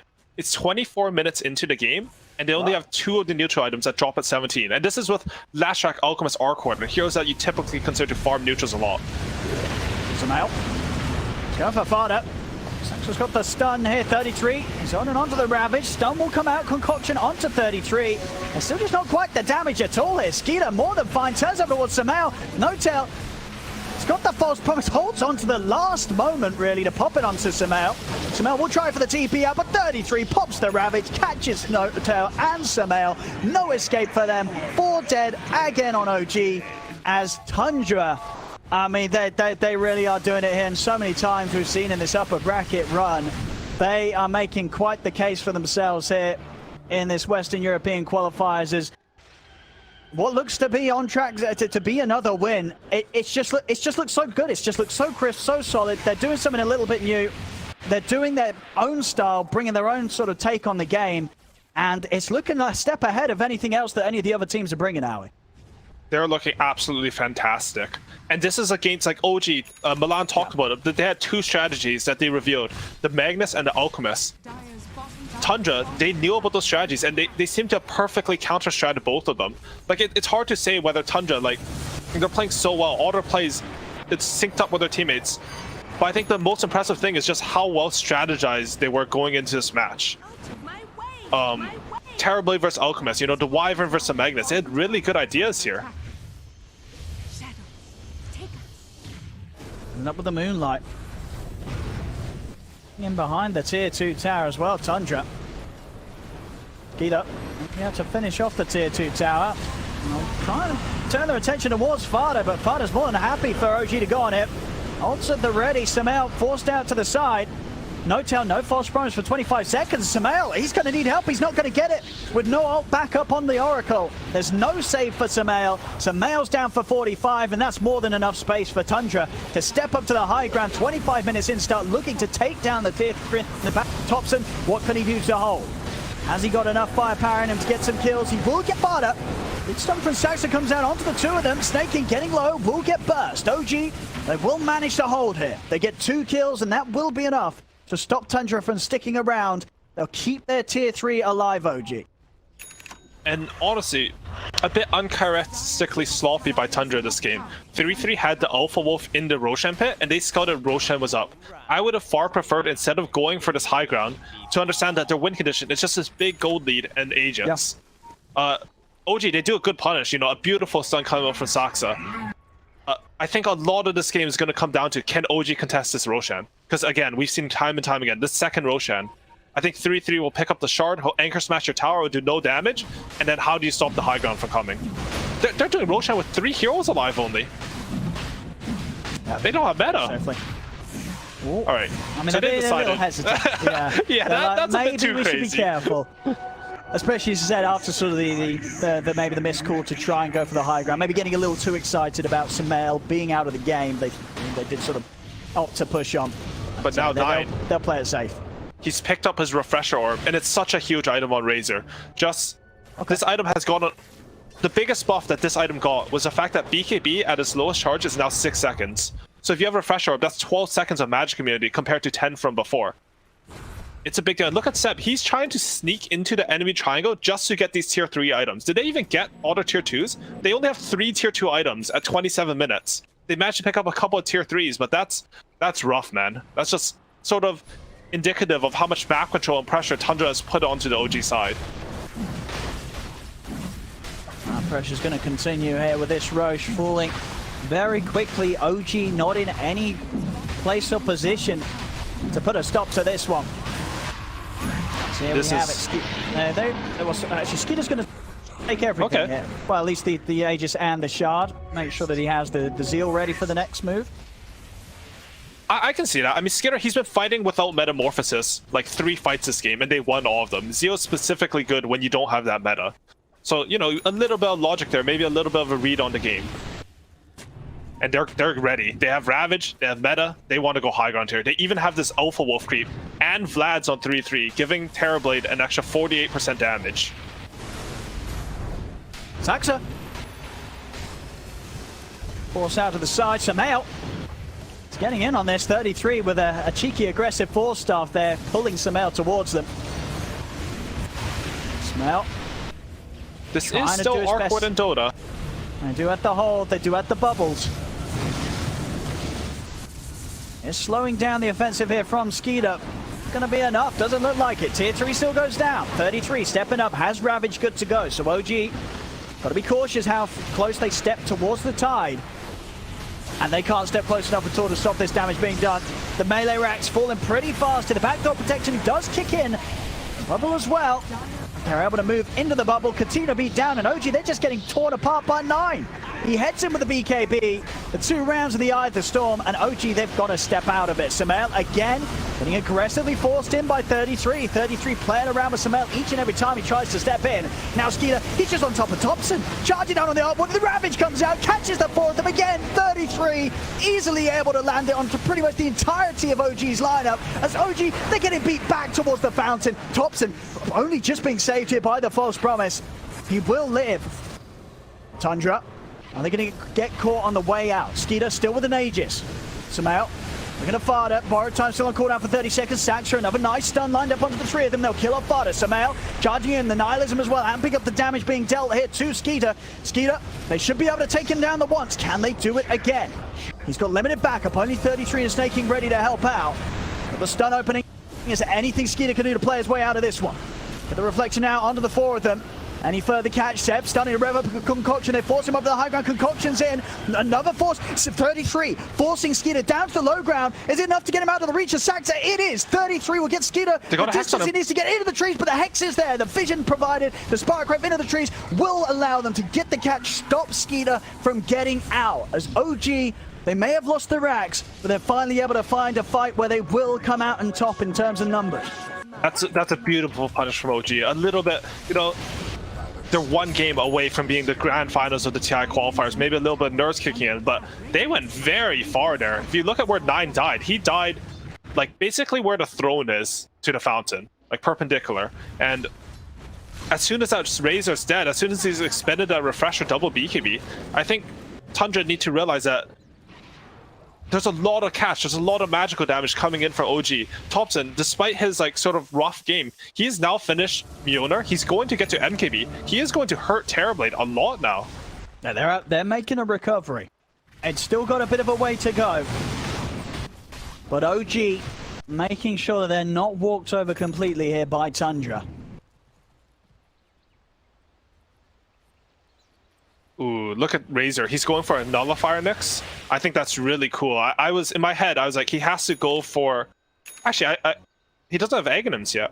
I thought he would just go Aghanims. He just break the base. Like, the idea I had of this game was they had Arc Warden, but you have Tidehunter with Anchor Smash, which goes through the bubble, and then you have Aghanims on Razor, which also goes through the bubble. So even though you can keep laying down these defensive spells, you'll still break the base. Tundra, they have a different idea. They built Blink on Skitter and Tidehunter. They want to just jump OG and kill them so that they can't place those bubbles. It's a perfectly valid idea. Just a bit different than what I thought.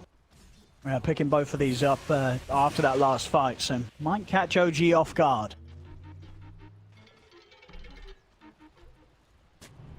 G. Hidden up in the base. Tundra. Has been killed. Get a couple of couriers on the way out here.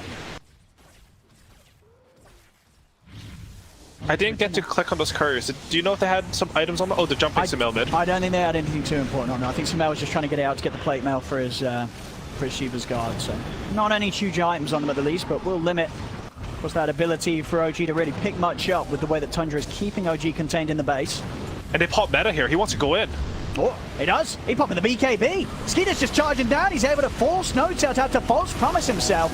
33 holding on for the reaction. Now pops the Ravage. Again, catching the 4 of them. They move in 9 with a refresher. Second charge. The BKB in the eye of the storm. Runs down Notail. Notail will turn to be able to keep Sumail alive, but it will cost Notail his life. Thompson does turn, take down 33. Thompson will win the duel this time round as he holds his ground, beats him down, but that's Seb out. 9 heads over towards Thompson, catches him trying to sneak back towards the base.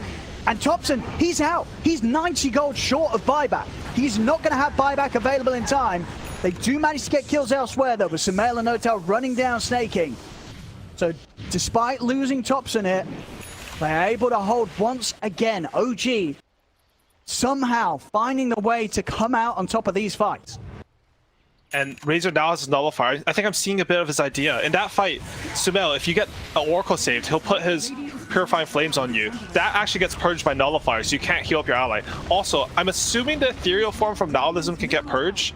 I've never really seen the interaction, but it has to be, right? Yeah. Just like a Ghost Scepter or Ethereal Blade. Yeah. So maybe they're just thinking, okay, all we have to do is we blink on the Leshrac, we ravage him, nullifier him, and we burst him down. That fight was very uncoordinated from Tundra. Again, I think maybe a little bit of inexperience, but Skitter jumped in with BKB meta. He went straight in. Yeah, and Tidehunter's blink was on cooldown, so he couldn't follow up at the same time. When you have timings like BKB, Ravage, Metamorphosis, you want to combine your spells so the instant you commit to the fight, you're bursting enemy heroes. They still do get a lot of buybacks out from OG, but I think OG are so happy with that fight. They're constantly being given windows, and most importantly, they've come back 12,000 EXP in this game. It's a huge deal. Absolutely in a position where another move like that from Tundra could lead OG to really leveling the playing field.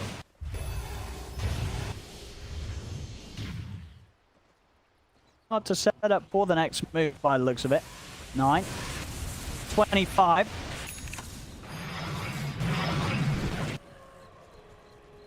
I do know if they can get a hit here onto OG, Notail and Seb won't be able to buy back.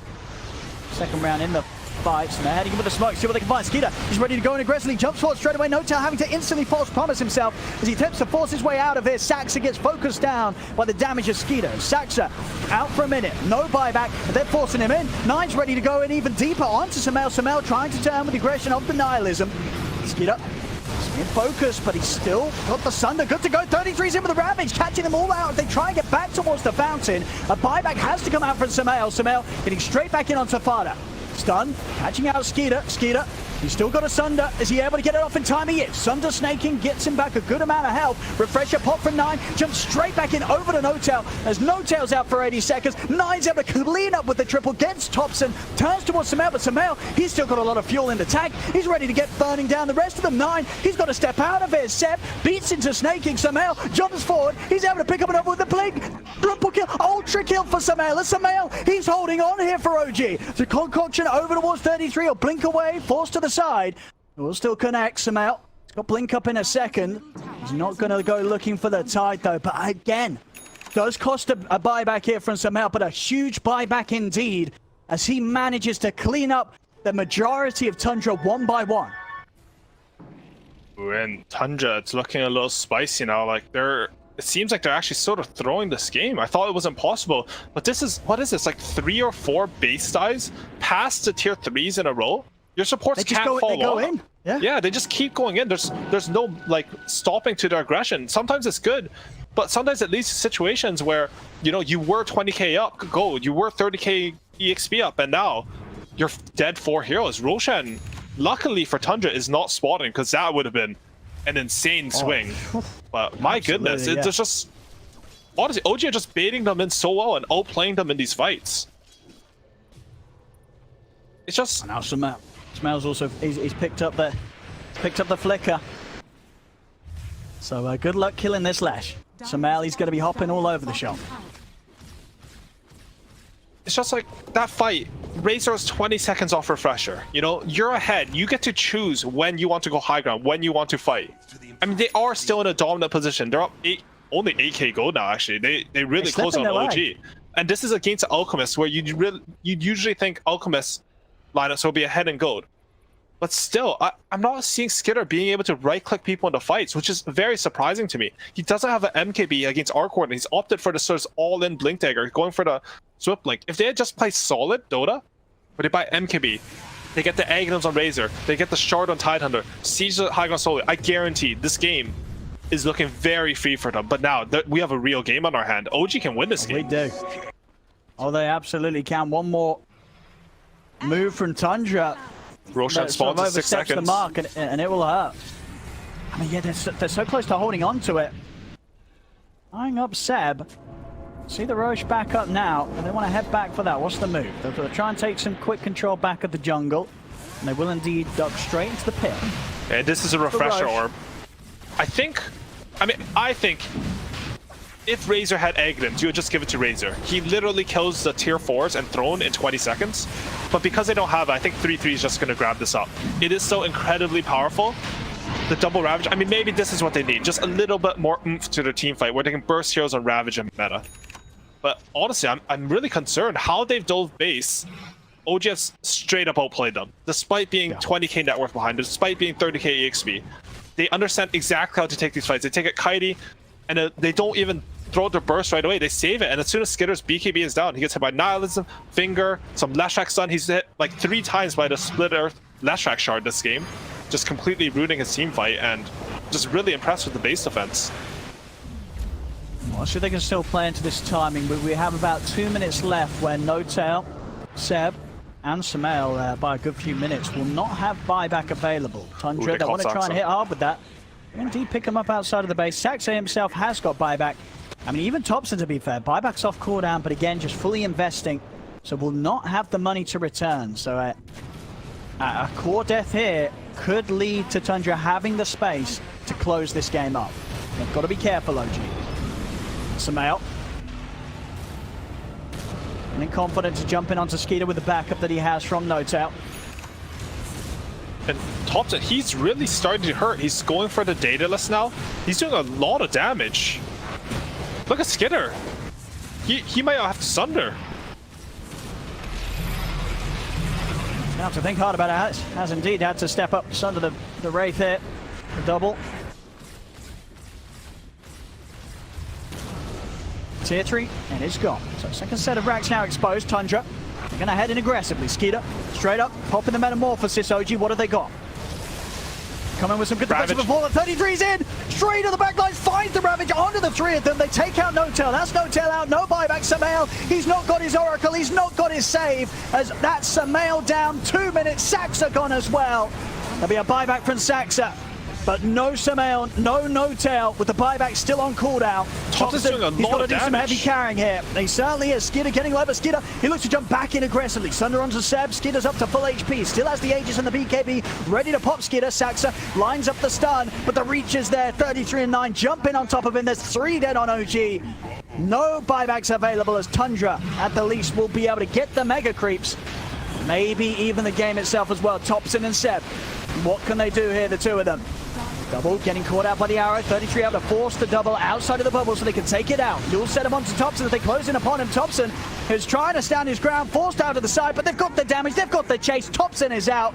4 dead on OG. They've got fortification to rely on. No-Tail's back up in 5. But without 2 calls for more than a minute, what sort of miracle can OG achieve here? Seb is trying to head forward. False promise out for No-Tail. It's keeping Seb alive, but Tundra, they're just focusing the objectives here. Farder and Skeeter looking to close it up onto the tier 4s. Buyback finally comes up for Thompson. He's back in, but Seb's out. No-Tail as well, only just surviving it back in the base. They're popping the BKBs. Tundra, they're actually going to ignore the H. They want to get more kills out of this. They take out the double. Thompson, can he hold the base here? The final tier 4 starting to fall. Skeeter jumps in straight away onto Thompson. Thompson, he's out of the game for good. As that'll be it. No more backup here for OG as Tundra, they'll claim the victory. GG. Tundra will take this series 2-0 and they've secured themselves a ticket to the grand final here at the Western European Qualifiers. And in what convincing fashion too. Who would have expected Tundra coming into today to just, I mean, honestly, a little bit sloppy at the end there from Tundra, but I think we can call these two pretty big stomps, right? Like ult strat, outplayed everything coming off from Tundra. They look absolutely fantastic. OG, it didn't really look like they knew what to do against Tundra's game plan. No, for sure. I mean, they were, as we said, able to pick up some sort of turnaround, at least the start of a turnaround maybe in the later stages of the game, but the lead that Tundra had, I mean, it just goes to show, if anything, how much of a solid hold Tundra had from the off, that they could sort of make what those 3 little overextensions, dives, poking buybacks out here and there from OG, and it didn't matter.